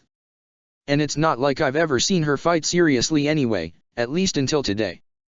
Ichigo, however, had little doubt that was what was going on. Yoriyuki's Shikai was like a second skin she was wearing, that transformed as she needed it and which, most importantly, was acting as a filter between her senses and the external world. By having the sword see things on her behalf, she was able to ignore the confusing effects of Hiriko's power, and since her very skin was actually her Zanpakuto, she could sharpen and harden it in the same way Hiriko could his, allowing her to keep him at bay easily. And of course, he realized after he saw her suddenly grow a whip-like tail like that of a rat, but with a scorpion's stinger erupting from its end right as it smacked Hiriko in the chest. It was also how she maintained her cat disguise and kept the blade itself hidden. The sword power had to be to transform into animals, apparently not just in full but also in portions. For all that her attacks all seemed to miss at first to Ichigo's eyes, it was soon evident that Yoriyuki was actually hitting with every attack she made, while all of Hiriko's strikes were either missing or parried. She was overwhelming him with a mix of the quickness of her strikes, using her advanced Shunpo to the fullest, and very reactive use of her Shikai to morph her body as needed to ensure her attacks hit and those of her opponent missed, with tentacles, claws, stings, spines and all manners of scales acting as armor appearing on her body as needed to keep up the pressure. Clearly seeing that he was not going to beat her, Hiriko suddenly stopped defending himself, letting a strike with a tail hardened with Hakuta to pierce him straight through his guts in order to grab him, pinning his faster opponent in place just long enough get off a whirling gesture with his hand, creating a cage to trap Yoriyuki in. Then he jumped backwards, grimacing as he placed a hand on the point where blood was flowing freely from his wound, making the hand and wound grow for a moment. Ichigo saw that it was slowing the blood loss, but compared to the healing Rukia had showed him after their first fight, where she'd patched herself up from being impaled, it was clearly a pretty pathetic effort. Of course, he didn't seem to need it, as his regeneration quickly caught up to the slack, as Hiriko glared to where Yoriyuki was watching him from behind bars, an amused smirk on her lips. She tapped one of the bars experimentally with a claw she'd grown on her finger, causing sparks to come off of it, and then looked up to him with a grin as she said, "Is this really the best cage you could come up with? You really should brush up on your Kido, this will only last for 10 minutes. He let out a labored breath, then answered, sounding annoyed. "As if you could do any better, you know just as little Kido as I do. In fact, didn't you said once you only knew a handful of Bakudo? At least I have a couple Hado and Kaido tricks as well." Yoriyuki nodded, completely unfazed, and when she answered there was clear arrogance in her tone. "Well, I am good enough with Hakuta and Ho-Ho to make up for that. You, on the other hand, are pretty pathetic, so looking for ways to get better should be your priority." Hiriko glared, the expression clearly visible despite his mask, then visibly mastered himself and said, clearly fed up with the discussion, "Right, I'll be looking to do that, thanks for the suggestion. Meanwhile, keeping you trapped for 10 minutes will be enough for me to escape, so if you'll excuse me." As he spoke, Yoriyuki raised an eyebrow in polite disbelief, and before he could finish speaking, she turned into a dragonfly, flying through the bars in a fraction of a moment. Apparently, Ichigo saw, she had no problem at all using Shunpo even when her body was lacking proper limbs, to return at her human form once out of it as she said, amused. "You seriously thought that was gonna hold me? As I was saying, you'll need something better than that if you want to do it. So I will. Alright then." There was no visible movement from Hiriko, yet his body seemed to explode as Ryotsu started to pour out of his form, solidifying in a moment into a hollow-like one. His upper body was bug-like, a hardened carapace with two thin, segmented limbs that ended in hands sprouting to the sides, the right one still holding his Zanpakuto. Small, membrane-like wings vibrating at impossibly high frequencies sprouted from his back, and in place of a lower body there were what looked like 7 separate tails, each one long, thick, and tapering into a sharp point at its end, and each covered with what looked like hundreds of long, thin, and needle-like squills like a porcupine would have. Yuriuki didn't waste any time to study him, instead charging at him immediately, clearly planning to take him down before he could do much with his new transformation. Hirako counterattacked by slashing with his tails repeatedly, showing absolute control over each one, and each time he did, all of the quills on the tail were flung forward as a hail of projectiles. It was pretty much the same as the attack he'd used when opening the fight against Yuriuki, except that, since he had so many tails and each one regenerated the fire quills pretty quickly, he was keeping up an endless barrage of these attacks, lashing out with them without stopping.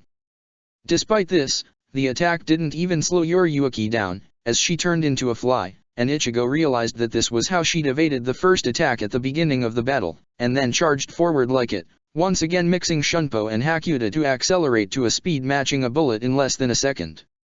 Even at such a diminutive size, 1 or 2 of the needles still managed to end up in Yuriuki's path, but instead of slowing down or stopping to dodge, she barreled forward without pause, using an Hakuta variant that Ichigo wouldn't have thought possible as she mixed the feeling of relaxation that turned Ryutsu into a flowing water-like liquid with the rage that would ignite it like fire, resulting in what seemed like an armor of liquid fire surrounding her body that allowed her to simply melt her way through any of the giant needles that she needed to, moving through them without even slowing down.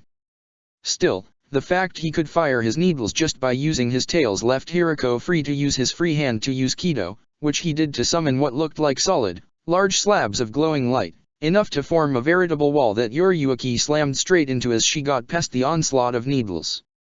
The golden substance seemed to slow down her advance for a moment, clearly giving in to her initial advance only to harden more and more as she proceeded through it, but then she suddenly grew herself into an elephant, literally bursting the wall apart as her still running coat of liquid fire burned away any pieces of the barrier that had stuck to her, while the sheer impact from her size change broke the rest apart. Still, the mix of obstacles had given Hirako enough time to spin his sword in front of himself once more in a complex pattern, calling out, "Erupt, Sakanade!" as he unleashed his Bankai.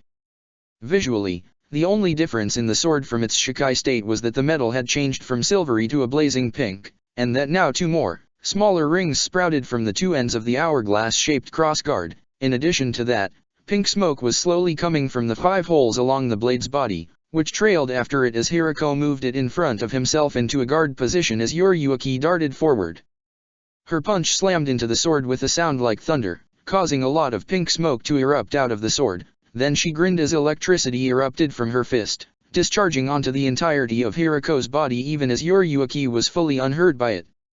Ichigo could see she'd actually focused it so that her knuckles, the only place on her body the lightning was touching, were covered by a thin coat of Ryutsu that was clearly isolating her from it somehow, even if he didn't know which sort of emotion would achieve that effect. But Hirako clearly had no ability to do the same, as the lightning erupted all over his body, the continuous damage fighting with his hollow regeneration as more and more of his flesh regrew only to be burned away by the electric currents that continued to ravage his body without pause.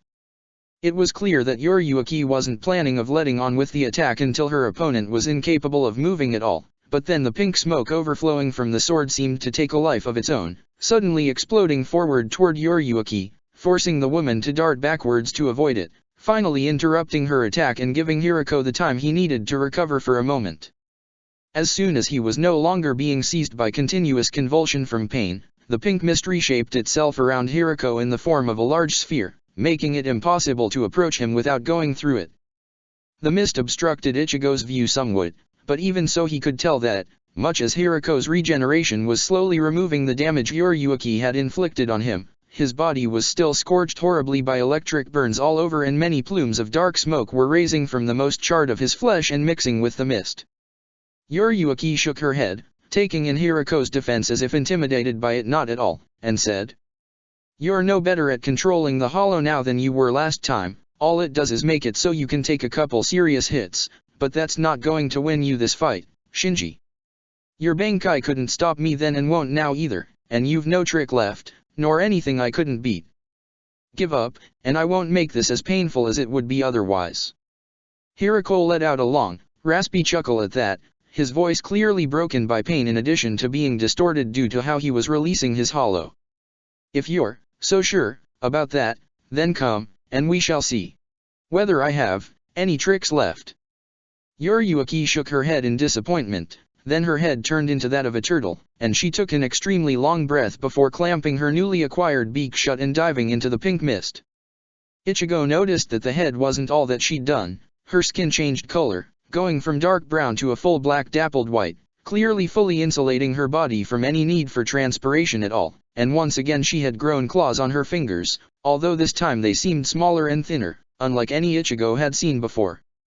Hirako turned to use his tails in a parry, smacking Yoriyuki's attack around. However, she used Hakuta for a split second at the moment of impact, causing it to extend well past the end of her fingers while also turning both steel-like with control and burning with range at the same time, with the result that the two tails who'd done the parry were severed by it as if burning hot metal blades just cut through them with the ease that would be expected to have. Even as she did, her other hand went straight for Hirako's head, but just before the strike would hit, he moved to the side with such unexpected quickness and suddenness that her attack whiffed, as Ichigo saw that he'd somehow pushed Ryotsu out of his body to accelerate himself to the side, dodging without moving or any tell for Yoriyuki to note and counter. It was in fact enough of a surprise for him to strike with his sword at her, and even as Ichigo saw her moving to dodge, his arm had another sudden acceleration, clearly using the same trick as before to push his arm forward faster than it would otherwise be able to move at. But while the strike hit, it did not actually hurt Yoriyuki. The moment the tip of the blade reached her skin, she used Ho-Ho to once more spread all of the Reishi so far apart that all Hirako struck was the Ryotsu in between, which parted for it so that he cut none of it. Then, without returning her body back to normal but rather still maintaining the Ho-Ho, Yoriyuki turned the Ryotsu the sword had hit into a sticky and magnetic substance, locking the blade in place, while the outer layers turned hard as rock in determination to prevent it from being retreated. Then a kick, but with her feet turned into a hoof for superior impact power, slammed into Hirako, sending him flying while, by pulling her arm back, Yoriyuki ripped the Zanpakuto from his hand, before flinging it away behind herself as she once more charged forward at Hirako. The Vizard waved his hands in front of himself, and Ichigo realized he was shedding what were looking like small spheres of Reishi, none greater than a small marble, as if the hollow was shedding parts of its own body, holding them on its hands. Just as Yoriyuki was close enough, he once more unleashed a burst of Ryotsu, but rather than using it to move his own body, it erupted from his hands to shoot them out at his opponents fast as bullets. They still weren't fast enough to actually hit Yoriyuki, as she moved her arm, suddenly armored with scales that had been coated with steel-hard Ryotsu, to interpose itself. However, rather than bouncing off, the marbles all exploded with the power of grenades, and Ichigo realized Hirako had been filled with Ryotsu as he created them, in much the same way as Ishida's Jinto worked. While the explosions looked powerful, they didn't get past Yoriyuki's defense, but did stop her, which was apparently all Hirako had needed, as he waved his tails afterwards, causing all of the quills he'd fired before, which had scattered all over the ground, to suddenly fly upwards and back, almost all of them converging on Yoriyuki from everywhere for a multi-directional attack impossible to dodge, while a few managed to lift Hirako's Zanpakuto and lead it back to his hand. Yoriyuki transformed into a turtle as the needles converged on her position, retreating all of her limbs inside the shell just before forming the armor of liquid fire surrounding her entire body once more. The quills melted as soon as they impacted her, but due to the omnidirectional nature of the attack, they were kept on her body as a superheated slag as more and more of it added up over it, while Hirako watched in silence as he kept up the attack, shooting new needles from his own body as all the ones he'd spread across the battlefield before were slowly used up. Even as the attack continued, if lowering intensity now that he had to create more needles himself instead of relying on the pre-existing ones, Hirako growled, sounding angry. "You really forced my hand here, Yoriyuki. Of course I did learn a few tricks over a century, I just didn't want to use them because I was hoping to solve this without any deaths. I'm not going to run out of ammo here, and the regeneration will take care of my wounds eventually. You can't win." "That's a lie." Hirako, and Ichigo as well, turned to Rukia, who smiled smugly even as she glared at the Vizard. "You can only control the needles telepathically when you're in this fully released form, and you can't keep this up forever. You might have the hollow under control, but it still hurts you to use its power. I bet that's why you're asking Captain Yoriyuki to give up, because you're nearing your limit, isn't it? No. You might be right that I have a limit, but it's not so short that I'm running out of it yet. She'll tire before I do. Endurance was never her strong suit. And she has no counters left. Just as Hirako finished saying that, suddenly the molten slag covering Yoriyuki erupted into a blast of overheated rock aimed straight at Hirako, whose eyes widened in disbelief as he was forced to suspend his attack to dodge the one directed at him. The stream moved after the Vizard as he continued to escape until Yoriyuki was completely free from it all, and as he watched, Ichigo realized how she had done it. She'd let as much slag accumulate as her reinforced body could support without harm, before turning a small portion of it to be repulsive while using the rest to funnel it to the repulsive spot, turning into a sort of high-pressure cannon. Once she was fully free from the results of Hirako's attack, Yoriyuki turned back to her previous turtle-headed configuration as she charged at the Vizard again. He defended himself by shooting powerful streams of pink smoke straight at Yoriyuki, but she dodged most and headed head straight into those that it would slow her too much to dodge, clearly still holding her breath from before without any reduction in her combat capabilities. This time, as she closed on Hirako, she was ready for his accelerated dodges and attacks, and while he did manage to dodge far more than he had at the beginning, and even managed to land a few hits back, he couldn't really interrupt her offensive, and even what hit he did get in didn't seem to really hurt Yoriyuki, judging from how little she reacted to them. All that he was managing to do, quite clearly, was delaying Yoriyuki's clearly unavoidable victory. Something which the female captain clearly became annoyed with as, suddenly, she switched from her normal size to that of a squirrel to dodge an attack, getting within Hirako's guard to then swing a two-handed smashing hit from overhead into his face, turning into an elephant, if one with elephant-sized human hands and a turtle head, just as the hit connected, which it did with a suddenly mix of electricity and fire at the point of impact that created a titanic explosion upon hitting. Hirako plummeted to the ground, body wrapped in dark smoke, and cratered the park's ground as he smashed into it. Yoriyuki landed a few moments later, while Hirako slowly made his way out of the crater on his knees, coughing and breathing heavily. He was back into his human form, not even with the hollow mask on anymore, but it seemed being in the released state had him protected enough that he only looked like he'd been through a very heavy beating, battered and bruised, rather than burnt, cut up and bleeding the way he would be if the wounds taken in his hollow form had translated properly to his human one. He looked up from the ground to where Yoriyuki was standing with her fists on her sides, glaring down at him and back into a fully human form as she said, sounding very annoyed. "Do you want more? Because I'm ready to keep going if that's what it'll take. Do you have any tricks left you want me to prove are useless?" Hirako chuckled at that, and then answered, "Tired. Just the one." Then, suddenly, and before anybody could react, he flickered his arm, sending what looked like long sticks of white wood into the air. Yoriyuki immediately darted back from them, avoiding them easily, only for Hirako to reveal it wasn't an attack as he pulled out something else from his other sleeve, a small orb that looked like it was made of pure darkness, roiling in shadows while somehow keeping itself in the shape of a perfect sphere. He pointed it to the sticks, his eyes narrowing and going black for a moment, before lines of black energy appeared between the orb and the sticks for a fraction of a second, with a flash of darkness that had everybody feeling blind for just one moment, and then each of the sticks broke, spiderwebs cracks forming over their surface for a brief moment before they exploded, each one revealing a different hollow. Yoriyuki glanced at that with barely disguised contempt as the creatures which seemed to be reorienting themselves after being released, before she turned her gaze back at Hirako, disappointment showing clearly within it. "Really? Is this rabble all that you can dash?"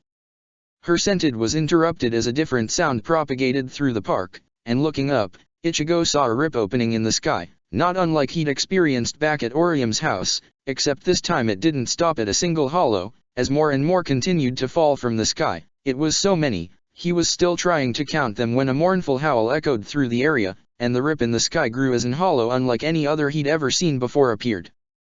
The monster was huge, as tall as a skyscraper but far larger and solid, with no visible legs and a body that more resembled a huge cowl wrapped around it, except for arms so large that Ichigo was smaller than a finger on the hands at the end of them. Even its mask was strange, being more humanoid than the bestial ones he was used to, with a long hooked nose and prominent teeth being its only features, and in place of the normally glowing eyes most hollows sported, this one had merely a dark void within its deep eye socket, yet somehow, the emptiness there was more haunting and scary than the pure hatred from normal hollows ever had been. At his side, he could feel Rukia go stock still, murmuring, "Minos Grande," but perhaps the scariest thing of all was that Yoriuki had completely refocused her attention from Hirako to the titanic creature. And for the first time since Ichigo had met her, she looked genuinely worried. Chapter 24, Minos. Yoriuki turned to glare at Hirako with anger visible in everything, from her face to her posture to her voice. "Are you mad? Don't you realize how much destruction that thing is gonna cause?" He looked completely dumbfounded by that. "This wasn't my plan, I didn't call that thing here." "So what? This is just the danger of using hollows as weapons, especially when you can't even control them all." "What?" She shook her head in disgust, then turned to Rukia and Ichigo and said in a serious tone. "We're in trouble now. I can take the Minos, it'll be in hard fight but I should be able to drive it away at the very least, if not taking it out, or I could use my Bankai to take out all of the rabble, but they're all spread out and distant from one another. Either is easy, but will also take me a good amount of time, and we can't let either the Minos Grande or the individual hollows go rampaging around while I'm taking out the other one." Ichigo frowned at that and asked, perplexed. "Couldn't you just use your Bankai to take out the big guy alongside all the small fry?" Yoriuki shook her head. "Not really, I could try, but it almost certainly backfire. My Bankai is more of a debilitating effect than a killing one, it leaves most normal enemies completely helpless, but for a Minos in particular, a feral creature which only follows instinct, I might well just end up making it more dangerous instead." Even as she said this, the giant creature waved an arm, generating a gust of wind that flattened several of the smallest trees in the part, while those strong enough to withstand it creaked dangerously from the strength of it. The arm, it turned out, was used to snatch one of the hollows that were falling from the sky, which the Minos Grande then proceeded to throw into its own mouth, swallowing it whole before letting out another long, chillingly mournful howl like its previous one. Ichigo focused on the trees, considering what that said about the monster's strength, and then he had an idea. "Don't. It's a stupid idea." He couldn't help but feel guilty at Sode no Shirayuki's chastising of him, even as he inwardly argued with her that this time they had a much better reason for it, a much better grasp of the results, and even a way to prevent things from getting out of hand. "It is nevertheless very risky, but I can sense I'm not going to talk you out of it. Even still, on your own you will do nothing. Ask Rukia's opinion, and should she agree, I'll help you with it." He lost no time at all in posing his question, addressing Yoriuki and Rukia both. If I had a way to keep him focused on something, trying to keep it focused on a single target which he couldn't easily destroy, would that help? Yoriuki looked at Ichigo with surprise, then turned contemplative as she answered. "It might. Depending on how long you could keep him distracted, I'd have the time to clean up the rabble and then take the fight to it in earnest. Are you confident you could achieve that?" Instead of answering himself, Ichigo turned to Rukia.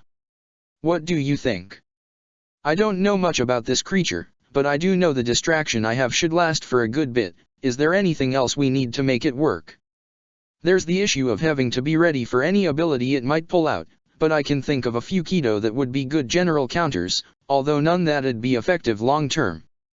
And we need to keep it contained too, or it'll level the nearest city blocks in minutes. I can probably come up with some combination or other on the fly that might do the job, but I've no idea if it'd hold up to a Minos. I've never faced one before. But if it works, we might have a chance." Rukia nodded, and that made Ichigo's determination harden, even as in the back of his mind he could hear Sode no Shirayuki sighing in defeat. He ignored it, however, offering Rukia a hand as he said, letting all of his determination enter his voice.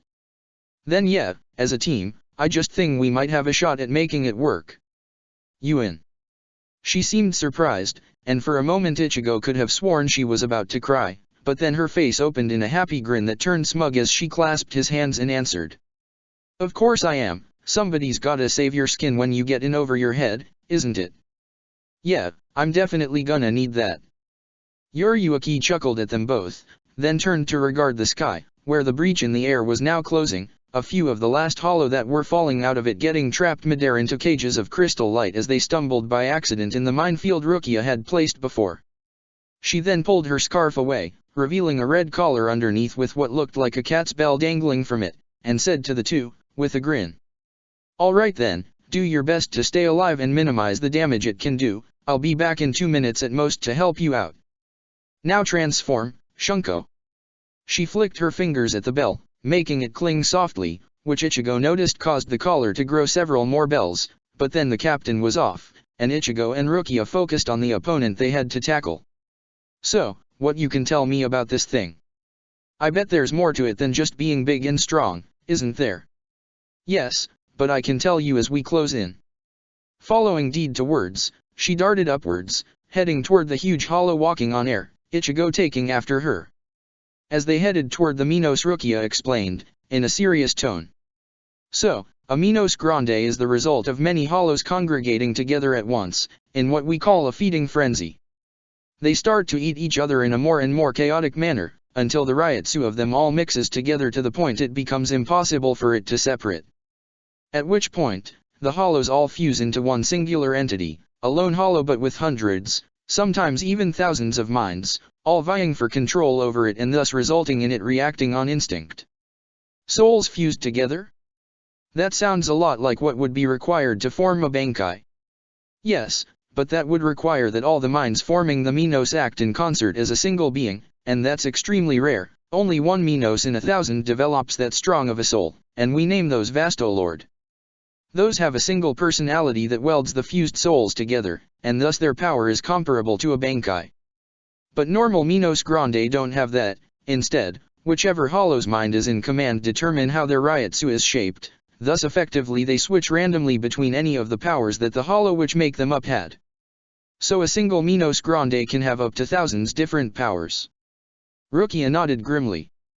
"Yes, although they can only use one at a time and they switch randomly. And of course, with the amount of power they have accumulated, they can use Zero much more frequently." "Zero? Right, I never explained you, it's the beam the first hollow we faced together used. Just avoid it, it's an attack that can't be stopped." Ichigo nodded. That was good to know, considering how much the hollow he had trapped inside himself favored the move. He refocused when Rukia motioned to the Minos they were very close to now. "So, that distraction you were speaking of." "Right. So, this should make me vary though, and look scary, but I should still be in control. If it looks like I'm not, or start attacking anything but the Minos, just break the mask and I'll go back to my senses." "Okay. What are you talking about?" Ichigo didn't answer, instead focusing on his inner world, reaching for the power within. He could feel the connection leading him to Sword no Shirayuki, but then he reached more deeply, the sword spirit helping him. He felt the power leaving the sword, and a glance confirmed it reverted from the white color of its released state to the black of its sealed one.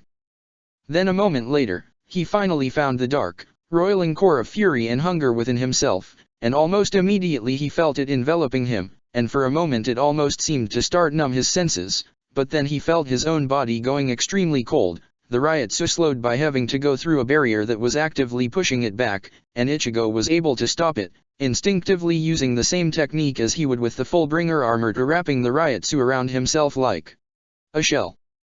He could feel a constant tingling feeling all over his skin, but he grit his teeth and, after a moment, he felt confident he had it under control. "You're a wizard. Since when?" "I'll explain later. What matters right now is that I can take what punishment that thing can dish out, if I can get it to focus on me." Ichigo's voice sounded like a low growl, and nothing like his own, but the fact he'd answered her seemed to reassure Rukia, although she sounded quite annoyed. "Unless it decides to swallow you whole. That's why I said I would need your help. I can't use Sword no Shirayuki and control the hollow at the same time." Rukia grimaced, then answered. "I'll try what I can." Ichigo nodded, then charged at the giant monster. He still held his sword in hand even if he couldn't use its powers, but remembering what he'd done against Hirako, he focused his Hakuta to cover the blade with a coat of Ryotsu, and found it responding incredibly quickly, over it almost before he'd had the time to think of it. "It's the hollow, you're using its Ryatsu in addition to your own, it gives you a lot more to use and it will answer more quickly to manipulation, especially that based upon negative emotions. If that was true. Ichigo thought of what could the most attention-grabbing, annoying things he could do to catch the Minos' attention, and then focused all of his anger on the coat around the sword, a literal bonfire light up all over it, just as he was upon the Titan, stabbing straight into its body with it.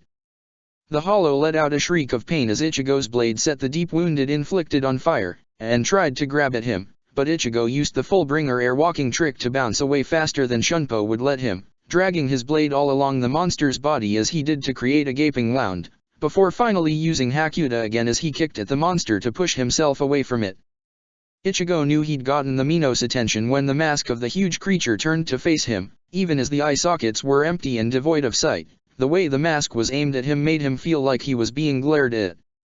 Still, he readied himself to avoid whichever attack the hollow would unleash next, keeping an eye on both of its arms.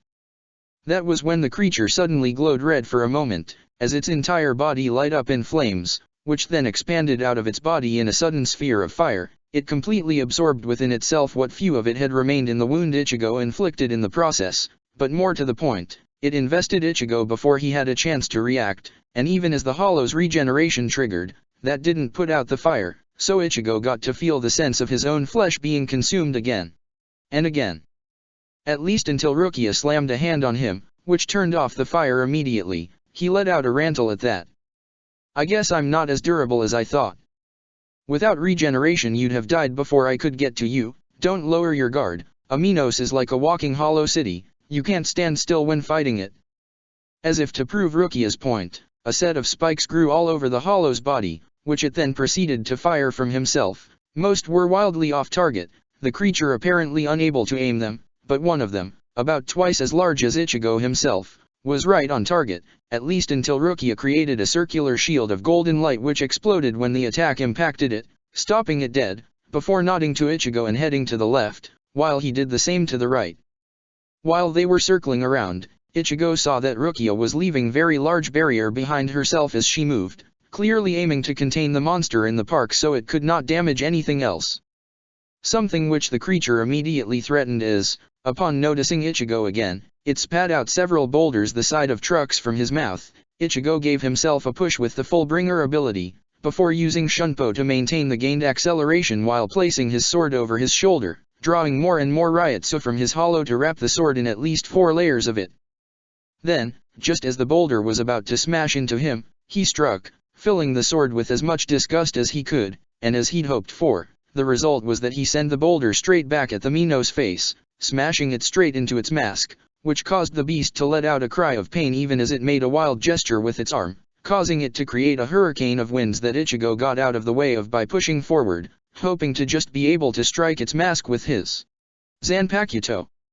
As it turned out, just as he thought he was close enough, the monster's mouth opened and 5 twisting, frog-like tongue erupted from it. Ichigo dodged 2 and smacked another 2 aside, with a distinctly metal sound that indicated they were actually far harder than they looked, and then he had no more time to think of it as the 5th speared him straight through his good, proving that they weren't just hard as sword, but also sharp and piercing as one. The tongue immediately tried to drag him back into the Minos' mouth, and when Ichigo tried to cut it, his sword bounced off it again, but then a blue beam of energy hit straight through it, causing the Minos to roar in pain even as Ichigo himself fell back to the ground. A glance to the side told him that the beam had come from Chad, who offered him a thumb-up gesture before firing another beam into the monster, slamming it straight into the mask, and inflicting no damage at all, despite how it had just cut through tongues harder than metal. Due to Chad's sudden offensive, the Minos turned its mask around to look at him. Ichigo could feel his blood running cold with fear at that, and immediately he ripped away the tongue from his belly and then dashed straight for the closest piece of the monster, what looked like a skeletal feet peeking out of the bottom end of its cow-like body. As he struck it first, the sword bounced off it once again, but then he got an idea, focusing all of his determination onto the largest, heaviest coat for his sword he could manage, making it much heavier, while trying to keep just the tiniest strip of disgust running right along the edge. He'd never have enough control to do it normally, but with all the Ryatsu the hollow was giving him, precision mattered a lot less and he just barely managed, resulting in a powerful downward chop from an impossibly heavy blade with a edge set up to repel anything it touched away from it.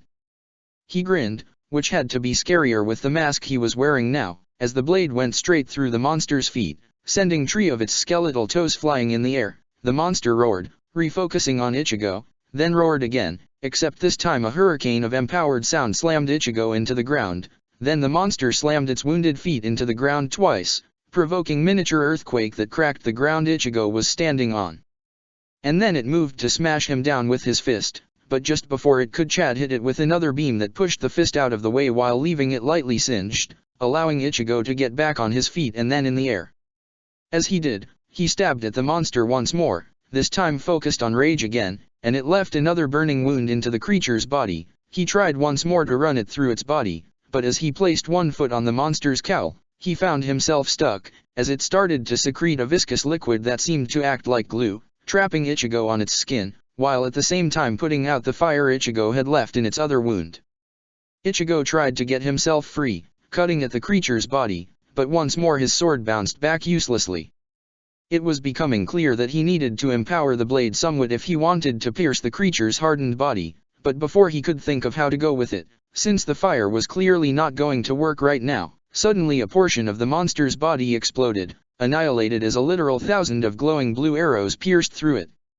He took a moment to get his bearings, and when he did he saw that Ishida was standing over one of Orium's shield, the girl right next to him with a worried expression, which seemed justified since the Quincy was on his knees, breathing hard, and his bow looked like it was losing some of the light particles composing it every new moment, making the weapon look like smoke made of light was coming from it. Apparently, the Minos didn't took well to having a large chunk of itself ripped away by Ishida's arrows, as it made a gesture with its hands that sent what looked like huge javelins of light of its own, only one headed in Ishida's direction, but Orium's expression hardened at that as she called her second shield to stop it. The impact actually pushed the shield back a good distance, making it slam into the edge of the other one Orium and Ishida were standing on, but it remained undamaged by the attack. However, the hollow seemed to like the attack, or perhaps, if it really was just randomly changing abilities just by what it instinctively felt would best fit the situation, the attack being stopped was not enough by itself to trigger the charge, as it kept creating more and more of the energy javelins by waving its hands around, and even as Orium's shield kept stopping those headed her way and Chad sniped several out of the sky, the thing was worrying, especially as Ichigo himself was having increasing difficulty in dodging them. Then, as if from nothing, a multitude of circular, golden shields appeared between their team and the enemy, stopping every single thrown javelin at once, and when it tried to throw out more, a matching number of shield formed from nowhere to stop those as well. Ichigo grinned. It seemed that Rukia had finally finished securing the area and was able to contribute actively now. Knowing she would be able to support him now should he get himself light on fire again, Ichigo charged toward the enemy. The portion of his body that had been wounded by Ishida had been pretty large, so while it had almost completely regenerated already, there was still enough of a wound left that he managed to weld his sword into it, before letting out as much anger Ryutsu as possible, unleashing what was a veritable flamethrower from the tip of his sword straight inside the monster.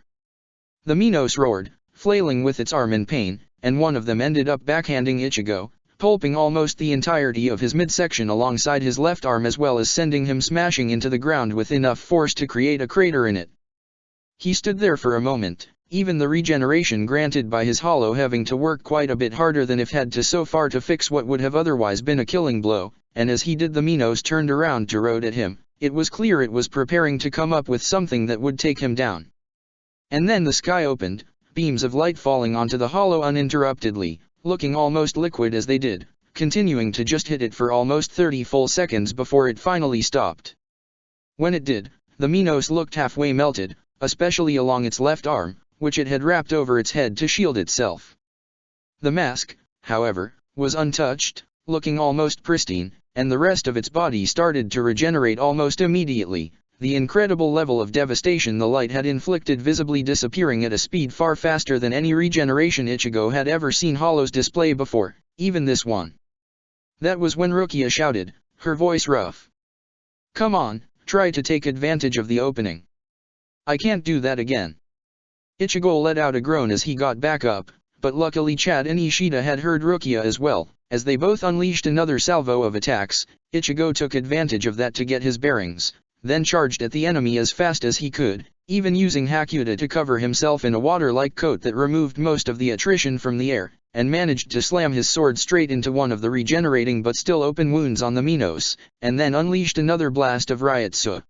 Except this time, rather than focus it on anger, he let the disgust flow, hoping to manage to push the creature back, maybe topple it to the ground. Instead, the hollow's flesh, repulsed from the inside by the huge surge of Ryotsu, exploded, sending Ichigo flying backwards even as the Minos flailed around in fury. Ichigo had a moment of inspiration and pushed a good lot of Ryotsu to have the air stop him in the full-bringer maneuver, bouncing him forward charging at the hollow, whose mouth opened, a sudden glowing red light forming within it. Ichigo could feel the destructive power, but more than that, he recognized it from the first fight he had with the hollow. It was Zero, the attack he was supposed to dodge, and he was diving headfirst into it, and without any way to dodge in time. "Fire your own, idiot. I'll guide you, but shot it now." Then Ichigo felt his own Ryotsu changing, almost as if all of his emotions were being purged by it. He had no idea what that meant, but he had no chance other than trusting it would work, so he focused all of the purified Ryotsu he could call forth on the tip of his sword, and then let it loose. The result was a dark red, really, black but glowing with red light, beam of energy that impacted straight into the similar one fired by the Minos, the two cancelling each other out in an explosion that sent Ichigo rolling backwards from the sheer wave of power it unleashed. He was stopped by slamming into a person, and when he looked up, he found Yoriyuki looking at him with a puzzled expression. Then the captain shook her head, and commented, "You'll explain later, now I have a Minos to deal with." And with that, she charged forward, and as she did, Ichigo saw her arms and legs change to those of a panther. Then suddenly electricity started to run all over her skin, somehow not harming her, but when the hollow sent a set of spikes at her, the electricity arched from her body to the projectiles, literally reducing each one that was touched by it to dust, before she reached the hollow and punched straight at it, the impact causing an explosion of fire and thunder. The creature stumbled backwards from the hit, and Ichigo could see that the wound wasn't regenerating like the rest had, which just proved to him some more that Yoriyuki's transformation was indeed making it so that her entire body was part of her Zanpakuto. As the battle went on, however, Ichigo realized that, from the way she was fighting, she didn't think it would protect her from the Minos' strength. Her body was contorting in impossible ways, likely taking advantage of a physiology modified to match the flexible joints of felines, so that the enemy's attacks were missing her by a hair, but the look of concentration on her face and the way she only went on the offense when she was sure she wouldn't be hit back made it clear she didn't think she could sustain any hit. Which was proved when, suddenly, the hollow grew 6 extra arms out of its own just as it was striking, catching Yoriyuki completely by surprise and smashing a punch straight into her side. She managed to get out of its range, and was obviously still capable of moving, but the way she was leaning on her right side, it was clear that, even with the best defense and Hakuda armor as skilled as Yoriyuki could put up, the hit had left her wounded. Even so, she dove in once more, and the hollow went for her with all of its new arms, only to stop suddenly. Yoriyuki's eyes widened at that, but she didn't stop, instead slamming a powerful strike into the hollow's mask, which still didn't manage to break it but did send the creature skidding forward, and then, a moment later, the Minos disappeared into thin air. What was that? Yoriyuki landed in front of him, then collapsed on her knees, spitting blood as she did. She cleaned it from her mouth with the back of her hand after a moment, and then answered, her breath breaking. Shinji. He used the Hujioku to paralyze the Minos, and then I bet he captured it, sealed it somehow the same way he had all those others hollows sealed before. Ichigo could feel terror taking him over, then he realized it wasn't terror, as he started to lose control of his body, and shouted. Rukia! Now! He felt Sode no Shirayuki working to stop the hollow from taking over, then Rukia was there, next to him, and elbowed him in the face strong enough to break his mask, which caused him to stumble backwards, even as he took a deep breath, feeling his body back to normality again. Meanwhile, Rukia turned to Yoriyuki and asked, in a whisper. You mean that Hirako now has a Minos he could deploy at any time? We'll know better what he could or could not do when we interrogate his people. Do we still have them? Rukia nodded, even as she moved to help Yoriyuki to her feet and support her, and then answered. Hachigen, at least, is still in my prison. That's not gonna move for another couple hours unless I move it. He's safe there. I don't know about the others. They're gone. Everybody turned to watch Ishida, who was being supported by Orium and looked positively exhausted, as he explained. I saw the green-haired one, Mashiro Kuna, show up to take away those I had defeated back when we were fighting the Minos, but I didn't have the strength to spare to stop her. To which Chad added, his tone serious. And the one I fought, Hiyori Sakuragi, was very good at timing her regeneration. I had to keep her under constant threat to keep her from recovering. The moment I had to turn away to fight the big enemy, she would have recovered. Yuriyuki let out a long huff, but then Ishida added, hesitant. There's more.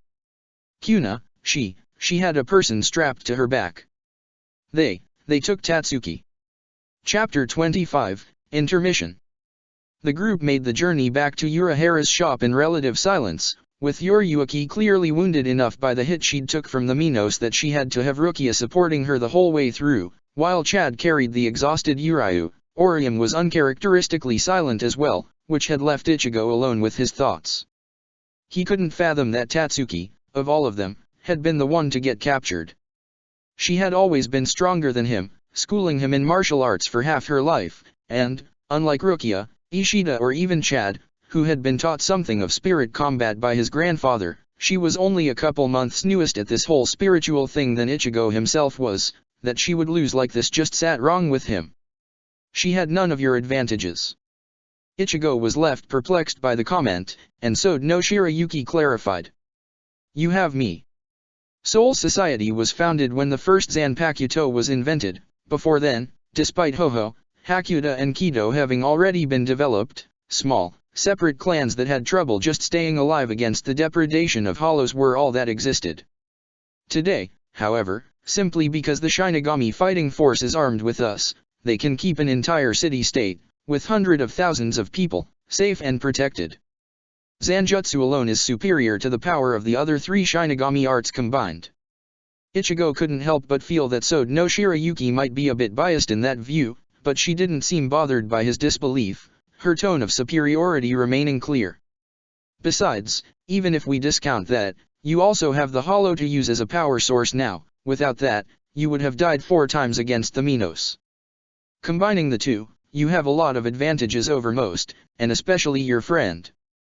The thought he'd just been lucky enough to be granted power beyond what his friend could get didn't sit well with Ichigo, but it seemed clear Sode no Shirayuki didn't share that thought, answering it with a comment that seemed laced with certainty. Maybe you were just fated to have that power, and destiny put you on Rukia's path so that you could get it.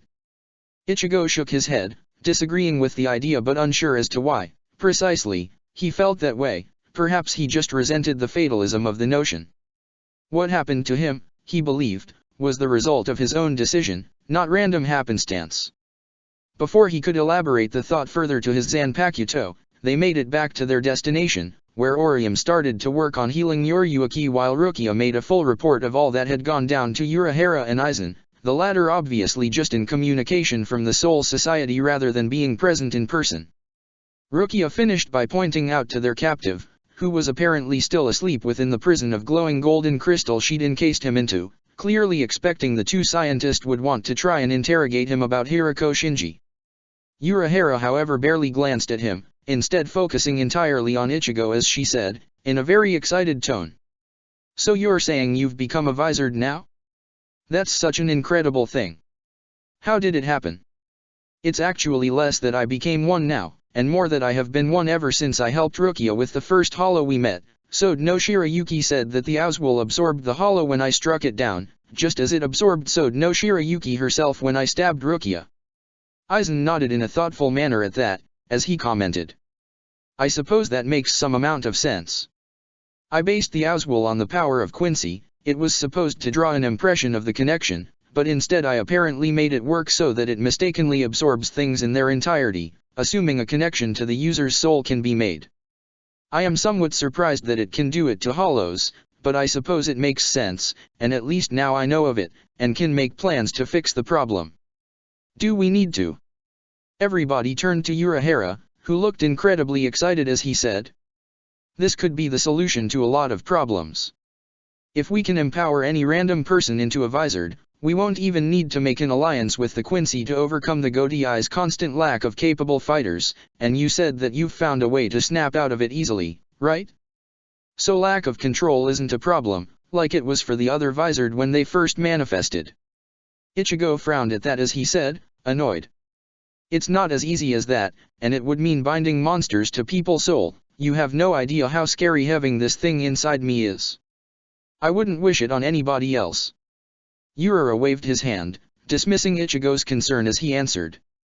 Yes, of course it's not going to be pleasant, but it'll allow us to finally start making some headway in getting rid of hollows once and for all. I'm sure once we explained the situation, lots of people would volunteer for it. That was when Rukia spoke up, frowning as she said. You can't put such a burden on people. If you make them feel guilty for not doing something, then that's hardly a good choice, isn't it? It's one thing when it happened as an accident, but manipulating people like that just isn't right. Ichigo found himself surprised by the vehemence with which Rukia was speaking, but Urahara didn't seem moved at all. What, should they be left ignorant of the plight they're in, just so they can sleep more soundly at night? It's the people's own souls that would be eaten by hollows if we can't catch enough of them. There's nothing wrong with asking them to help with it, nor with making them feel guilty if they don't. Of course it's wrong, not everybody can contribute in the same way, those who have more power are the one who should pay more of the cost required to make things better. It seemed clear that neither of the two was in any persuaded by the other's words, but before the argument could continue, Aizen spoke up, in a placating tone. There is no need to speak of this right now, really. Kisuke, you shouldn't dismiss Mr. Kurosaka's worry that easily. He's the only one who knows what it's like to be caging an hollow within your soul. And Rukia is right that the moral consideration are definitely worth remembering. That said, I do acknowledge your point. After all, to end this war that has ravaged us for millennia is the very reason I developed a ultimate counter to hollows in the first place. Which brings us back to what is the real problem right now. Shinji escaped and is still holding the Hujioku. Urahara turned to look in the direction of Hachigen and said, sounding doubtful. You think we could make one of them talk? They're loyal enough to Hirako to either believe or repeat his story that you're responsible for what happened to them, rather than him, this despite the fact it was me who realized the disappearances in the Runkunga that only somebody with authority within the 3rd Division could have been hiding, and brought the matter to your attention. And that was before his fight against Yoriuki, where he transformed them right in front of her and sent them rampaging to cover his escape, or when he almost killed me to steal the Hujioku. If they still trust him at this point, they won't betray him, no matter what. We could try for an exchange of prisoners. They turned to Rukia, and she explained. I've seen what this guy is capable of. He's not a great fighter, but he's a Kido master with a very large library of spells he knows. I think he's a good part of how they've managed to avoid our pursuit until now, and because of that, I think they'll want him back. Aizen seemed intrigued at that. So, you're suggesting an exchange of hostages would draw Shinji out? Rukia nodded, and Ichigo frowned at that, as he said. You're planning to offer them a negotiation and then backstab them. We're fighting to save the world. If we have to go against conventions to win, so be it.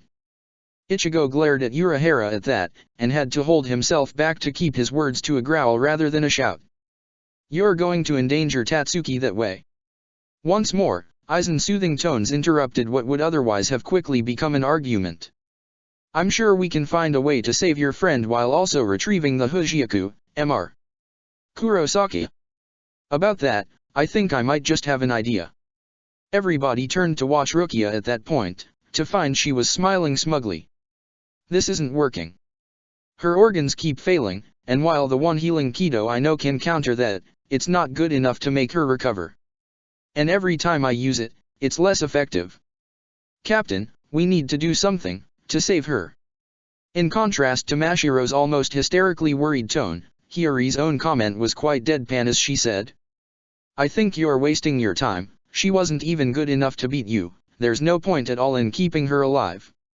Even without looking, Shinji knew that Mashiro was about to start shouting at Hiyori for that, which the 11th would take as sufficient pretext to start a fight that they really didn't need right now. Plus, he knew full well that the moral consideration that killing a half-trained kid who had likely been lured into this whole mess by Urahara's manipulation was wrong would fly straight over Hiyori's head, she'd just say that the young girl in front of them had forsaken her chance at mercy the moment she made herself an enemy. Sometimes, he envied the simplified view of the world Hiyori subscribed to. It surely was much easier to divide people into good and bad, enemies and allies, when you only had to hunt down monsters that would kill you if you showed any hesitation, than it was when your job was to deal with people, and determining true guilt was hard enough before morality entered the picture. Luckily, this one time, he had an answer that would satisfy even a battle-crazed hollow hunter, without needing to get into a morality debate that he did not have the will to actually force a win on. We need her alive to exchange her with Hachigen. And before you tell me that he earned his capture by being defeated and failing to escape on his own, let me remind you that, without his ability to hide our movements through pocket dimensions, we'd have been tracked down long before now. Gabrielle nodded at that, and then, in her typical fashion, went on to say what was completely the worst possible thing as she stated, disdain in her voice. Yeah, do you want to have a fight with Captain Shihoan? He could feel the smirk in Hiyori's voice even without seeing her. I would love to, actually. Your old man here never deigns to give me a proper fight. It'd be nice to go against somebody who can trash me for once. You never learn anything unless you challenge opponents that are your superiors, you know. A pause, just long enough to make it seem like it was just a genuine suggestion, and then she went on, actually, do you know? With how much of a cowardly rat you are, I would understand if you'd never tried. Not that you would learn anything if you did, either, since I bet you'd spend your time running away and cowering. Good thing not all of us let themselves be controlled by their own fear as much as you do, right? There's nothing cowardly in being afraid of being slaughtered by a captain, especially the one that lead the Omnitsukido. Why you arrogant? That's enough. Hiyori might want to fight Yoriyuki, but I certainly have had enough of it for now, so we'll try to keep the girl alive to exchange her with Hachigen, and that's my decision. You do realize that, even if you have her alive for the prisoner exchange, they're gonna use it to lay a trap and capture us all, right? Shihoan leads the 2nd Division and Urahara was in it as well before transferring to the 12th, they're the type that just doesn't do straightforward. I am aware. Luckily, I can counter that at the same time as I save the girl. Really? Is that what you've been doing all this time? Yes, actually. I thought you were using some of your Kido mastery to heal her better than Mashiro can, or something. I actually only know one healing Kido, and it's even less effective than Mashiro's own, because it's tailored for people with a large Ryotsu to draw from to enhance recovery. It'd just kill this one. Then what have you been doing all this time? Hiyori moved next to where he had been kneeling right in front of the girl, to check what he was doing. Shinji let out a long breath, nodding to himself as he explained. I was taking a measurement of her Ryuryoku. The level of vibration and emotional footprint of her Ryotsu? What for? He put aside the 7th of his marble sticks, pulling out the 8 as he answered. To find one that would synchronize the best, you know that Hachigen determined that makes them easier to control. A sharp intake of breath came from the rest of the room, while Hiyori herself left out a long whistle before commenting. I thought you considered them a bad thing, a curse. I still do, but there's no other way to save her, the regeneration this grants just might. He nodded to himself as he saw that he'd finally found a close enough match, and pulled out the Hujioku, the orb of roiling energy almost eagerly reaching toward the Ryotsu sealed in the stick in his hand. He focused, letting the sphere's power erupt, flowing through the stick to carry on into the girl's body as Hiyori commented, sounding eager. So, she'll become one of us. We can use that. Shinji didn't answer, she was right, but having to do this didn't sat well with him. He could only hope the girl would forgive him. Uriah glanced at Kurosaki with a critical gaze. The orange-haired boy was walking with a hunched posture and a deep scowl that were very much unlike himself. Normally, Uriah wouldn't have bothered somebody who was so clearly tired, especially when that somebody had just been subjected to the revelation that they had a hollow trapped inside their soul. However, considering how willing the boy had seemed to trust him, it was only fair to lend him a ear in case he wanted to vent instead of merely steaming over his own thoughts. Kurosaki, you are not looking like yourself. Is the idea of being a vizard that hard to stomach? Kuroaki looked up at him in surprise, while Sato's glance was more of a contemplative one, so he clarified. I do not mean to imply that it is a minor thing, far from it. But, considering we saw how Hiriko's Vizard could control it, and that you yourself have managed to do it for a bit and have an idea on how to repeat the feat, I would be expecting you to be raging at the idea and challenging it, rather than take it this dejectedly. The honorary Shinigami quickly shook his head, answering in a sad tone. No, that's not it, not quite. What then? Are you worried for Arisawa? It might be a bit complicated, but I do believe that Kukaki's plan has a good chance of success. It's not that either. It's just Urahara's attitude. Back when I was explaining about my inner hollow, it rubbed me the wrong way. And it made me think about other things, including what Hiriko said. I just realized that I never considered why the Hujioka was created, what its purpose is supposed to be. Hiriko seemed to think that Aizen had some sort of plan for it, and Urahara seems to think nothing of manipulating people into helping him save the world. I knew he was driven, we've had a talk over it before, but I never realized how much. It makes me wonder, you know. Uriah did know. In fact, he had plenty of his own doubts over the purpose of this entire operation, and in a sense, he was glad that Kurosaki was starting to ask his own questions, instead of taking everything at face value as he had been before. It was something to encourage, he thought. You realize that I have had doubts about them the whole time, right? You simply cannot trust Shinigami. Or at least, their leaders. I suppose the normal rank and file, those who aren't part of their ruling class, like Kukaki, are alright. But the leadership is always going to have hidden goals. And they might have the best of Soul Society in mind, but what they always want people to forget is that Soul Society isn't the whole world. They are always looking out for their own self-interest first.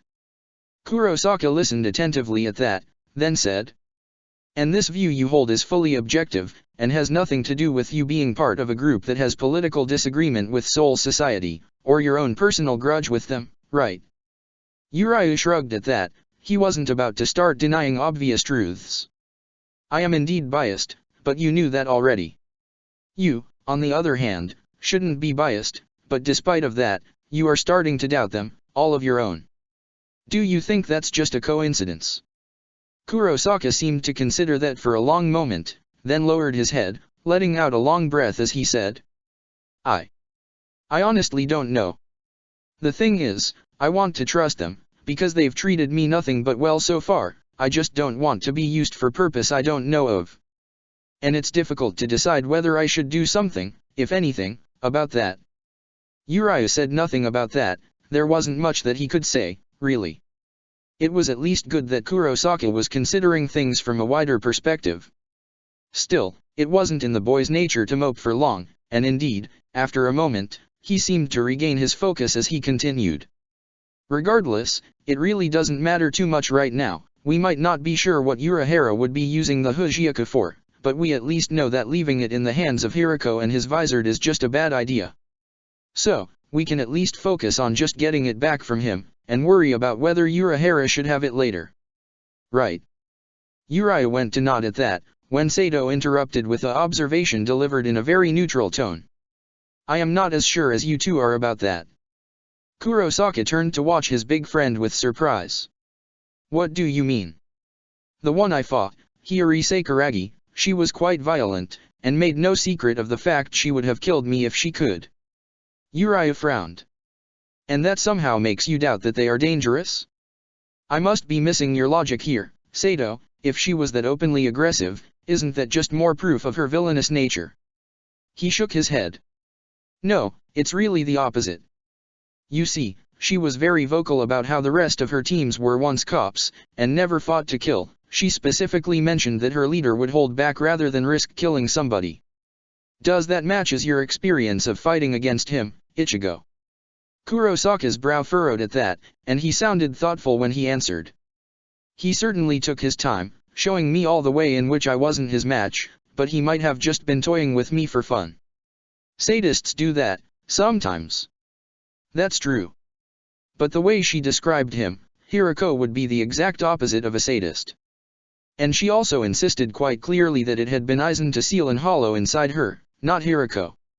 Uriah wasn't persuaded, and seeing as Kurosaki didn't seem to be willing to offer the obvious objection, did so himself. She might have just been lying. Perhaps. But I was there, and saw the way she spoke, and acted, and fought. And for one like her, seeing how she fights also means seeing how she thinks. If Hiriko had given her the power and wanted to go on a wild rampage, she would not lie about it, but state it openly, even proudly. That is the sense I got from her. Kurosaki glanced at Sato, then back to Urayu as he said. You should dismiss Chad's opinion, he's good at reading people and noticing details. I would still want to verify it by fighting this Sakuragi Vizard myself, but let's say I believe Sato's opinion for now. What then? Are you suggesting we betray Soul Society and side with Hiriko now? No. Of course not, but it does makes everything even more murky, isn't it? Sato nodded at that, to which Urayu replied. Well, you need to make a decision before we get to the point of implementing the plan. If there is a thing I know, is that 90% of all Quincy who fall in battle do so because of a moment of hesitation at the crucial moment. You can't afford to fight without putting your heart into it, you need to decide what you are fighting for, or you won't even be able to tell what your victory would look like. Kurosaki lowered his head, and after a moment said, I guess I'll need to think this over. Then he looked up at the two of them. I don't yet know what I decide, but whatever it is, can I count on you two to back me up? I want to do the right thing, but with how complicated this whole thing is getting, I want to be sure I'm actually right when I do it, which if you two both support me, I will know I am. Sato simply nodded to the request. Urayu wanted to offer a honest smile, but found himself unsure on how to do it for a moment, so he decided to go for a smirk of superiority instead as he answered. I can promise you that I will let you know if I think you are acting in a foolish manner. Would that suffice? Kurosaki let out a short bark of laughter at that and answered, seemingly much more relaxed. I suppose it'll have to do. It wasn't much later that they reached Kurosaki's house, and there was much more determination in the orange-haired boy's step as he entered. Urayu and Sato had another couple of blocks to go before they each had to go their separate ways. Urayu was happy to just nod and go, but Sato placed a hand on his shoulder and said, in a serious tone.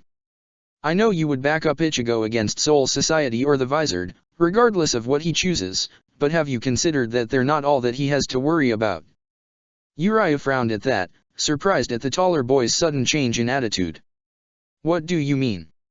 I mean, Ichigo is half an hollow now, and your people hunts all hollows. They might declare him an enemy. That's nonsense, Kurosaki already proved he could control his inner hollow, he's no threat to anyone. And you believe that the leaders of the Quincy, should they learn of it, will believe this? All of them. What you're implying is ridiculous. Sato shrugged, then said. Perhaps. People don't like those who are different, especially if that difference reminds them of their enemies. And in my experience, sometimes that leads to violence. Maybe I am wrong. But if I am not, will you be able to back Ichigo against the Quincy, like you would against Soul Society? Urayu was left speechless, having no answer. Sato didn't seem to need nor expect one, merely nodding, and saying think on that before leaving. For his own part, Urayu Ishida made his way back with an expression not dissimilar from the one Kurosaki Ichigo had worn before, deeply immersed into his own thoughts. Orium wasn't skipping as usual as she made her way home, instead, she couldn't help but walk more thoughtfully. She might not have fully understood all the details of Rukia's plan to save Tatsuki, but she did trust her new friend to be able to save her oldest and bestest friend, and she was sure that she could heal any wound Tatsuki had took, so she knew she wouldn't be hurt either. Despite this, she couldn't help but feel a bit of uneasy at the idea that Tatsuki was prisoner right now. Chad had seemed sure that they wouldn't hurt her, but Orium missed having her at her side walking home all the same, and just couldn't be as happy as usual when she had that sense of loneliness making her feel colder than normal. Luckily, she was distracted when a strange man appeared in front of her, one who she had never seen before. He looked way older than her, maybe even 30 years old, with sharp features and long, wavy black hairs, plus a small scar next to his left eye. And, what made him actually strange instead of just a good-looking older guy, was that he was wearing Shinigami clothes. He waved at her and offered a friendly smile as he asked. Would you mind if I asked you a few questions? Remembering what Rukia had said they should do if a Shinigami other than Rukia, creepy shopkeeper, or Captain Kitty was to approach her, she was to pretend to know nothing. It was part of being a spy. She needed to act as if she was a not spy person undercover. Which meant she should treat this guy normally, like she would anybody she didn't knew was asking her a question, right? Orium nodded to herself, then smiled and answered. How can I help you? You see, I saw you fighting against the Minos. I was actually following that creature, that's why I ended up here, and I wanted to ask you if you knew what happened to it. What's a Minos? The man looked perplexed, which had Orium preening internally. This was really easy. She didn't expect he would start using weird words she didn't know the meaning of so quickly. It made it very easy to pretend she didn't knew anything. Plus, she was actually curious to learn what a Minos was. His confusion passed quickly, as he offered her a winning smile and said, the huge hollow with the long nose that you fought a few hours ago. Orium was surprised. There was nothing minor about that thing. Was it named ironically? But then she shook her head and answered, in her most serious tone. I think you have the wrong person. Which was also true. They hadn't even told her the name of the big monster, but really, knowing it wouldn't have helped much with the fighting, and she'd just barely fought it anyway. Really, Ichigo, Rukia and Captain Kitty were much more suited to answer this kind of questions. The man, however, didn't seem to believe her. After a moment, however, he raised both of his arms and said, look, I can see you don't trust me, but I really have no intention of taking you in or hurting you. What if I were to let you keep my sword while we talk? Would that reassure you? Before she'd even had a chance to answer, he'd drawn the Zanpakuto at his side, and then placed it flat over his palms, offering it to her. Orium took it gingerly, studying the weapon with curiosity. It looked quite different from Ichigo's, with a long silver blade decorated by a motif of interlocking white feathers along the hem, a double crossguard shaped like two squares overlapping each other, and a handle wrapped in green silk. It was a really beautiful weapon. She raised her head to tell him this, and suddenly realized that she recognized the man in front of her. It was her brother's best friend. She'd spent so much time with him whenever he came to hang out at their home, and he'd even helped them with money when Sora had to raise her on his own. The man smiled at her, nodding just slightly with her head in the manner that was so familiar, and then said, with a wink, Shukuro Tsukishima, my lady, at your service. Orium couldn't help but laugh at that, which he joined in with for a moment, before letting her continue on her own until she finally managed to say, reducing her hilarity down to just a chuckle. There's no need to be so formal. I just keep up my good manners. It's just good to keep in practice, isn't it? Orium smiled with fondness as she remembered the many times the man in front of her had used the same to correct her whenever she's been anything less than polite in his presence, so she nodded and answered as she usually would, in fact as she always had in her memories. And practice make perfect. So I should do my part, and ask how is going for you. He lowered his head in that manner Orium just knew he used when he felt a bit awkward, and his answer was delivered with just the slightest hint of hesitation. Well, there's not much to say, really. I sort of found myself in Soul Society after, you know, and once I learned there were monsters going around eating people, and Shinigami working to stop them, I just had to join in and do my part, you know. She did. Shukuro always was so caring and understanding, it just made sense he would.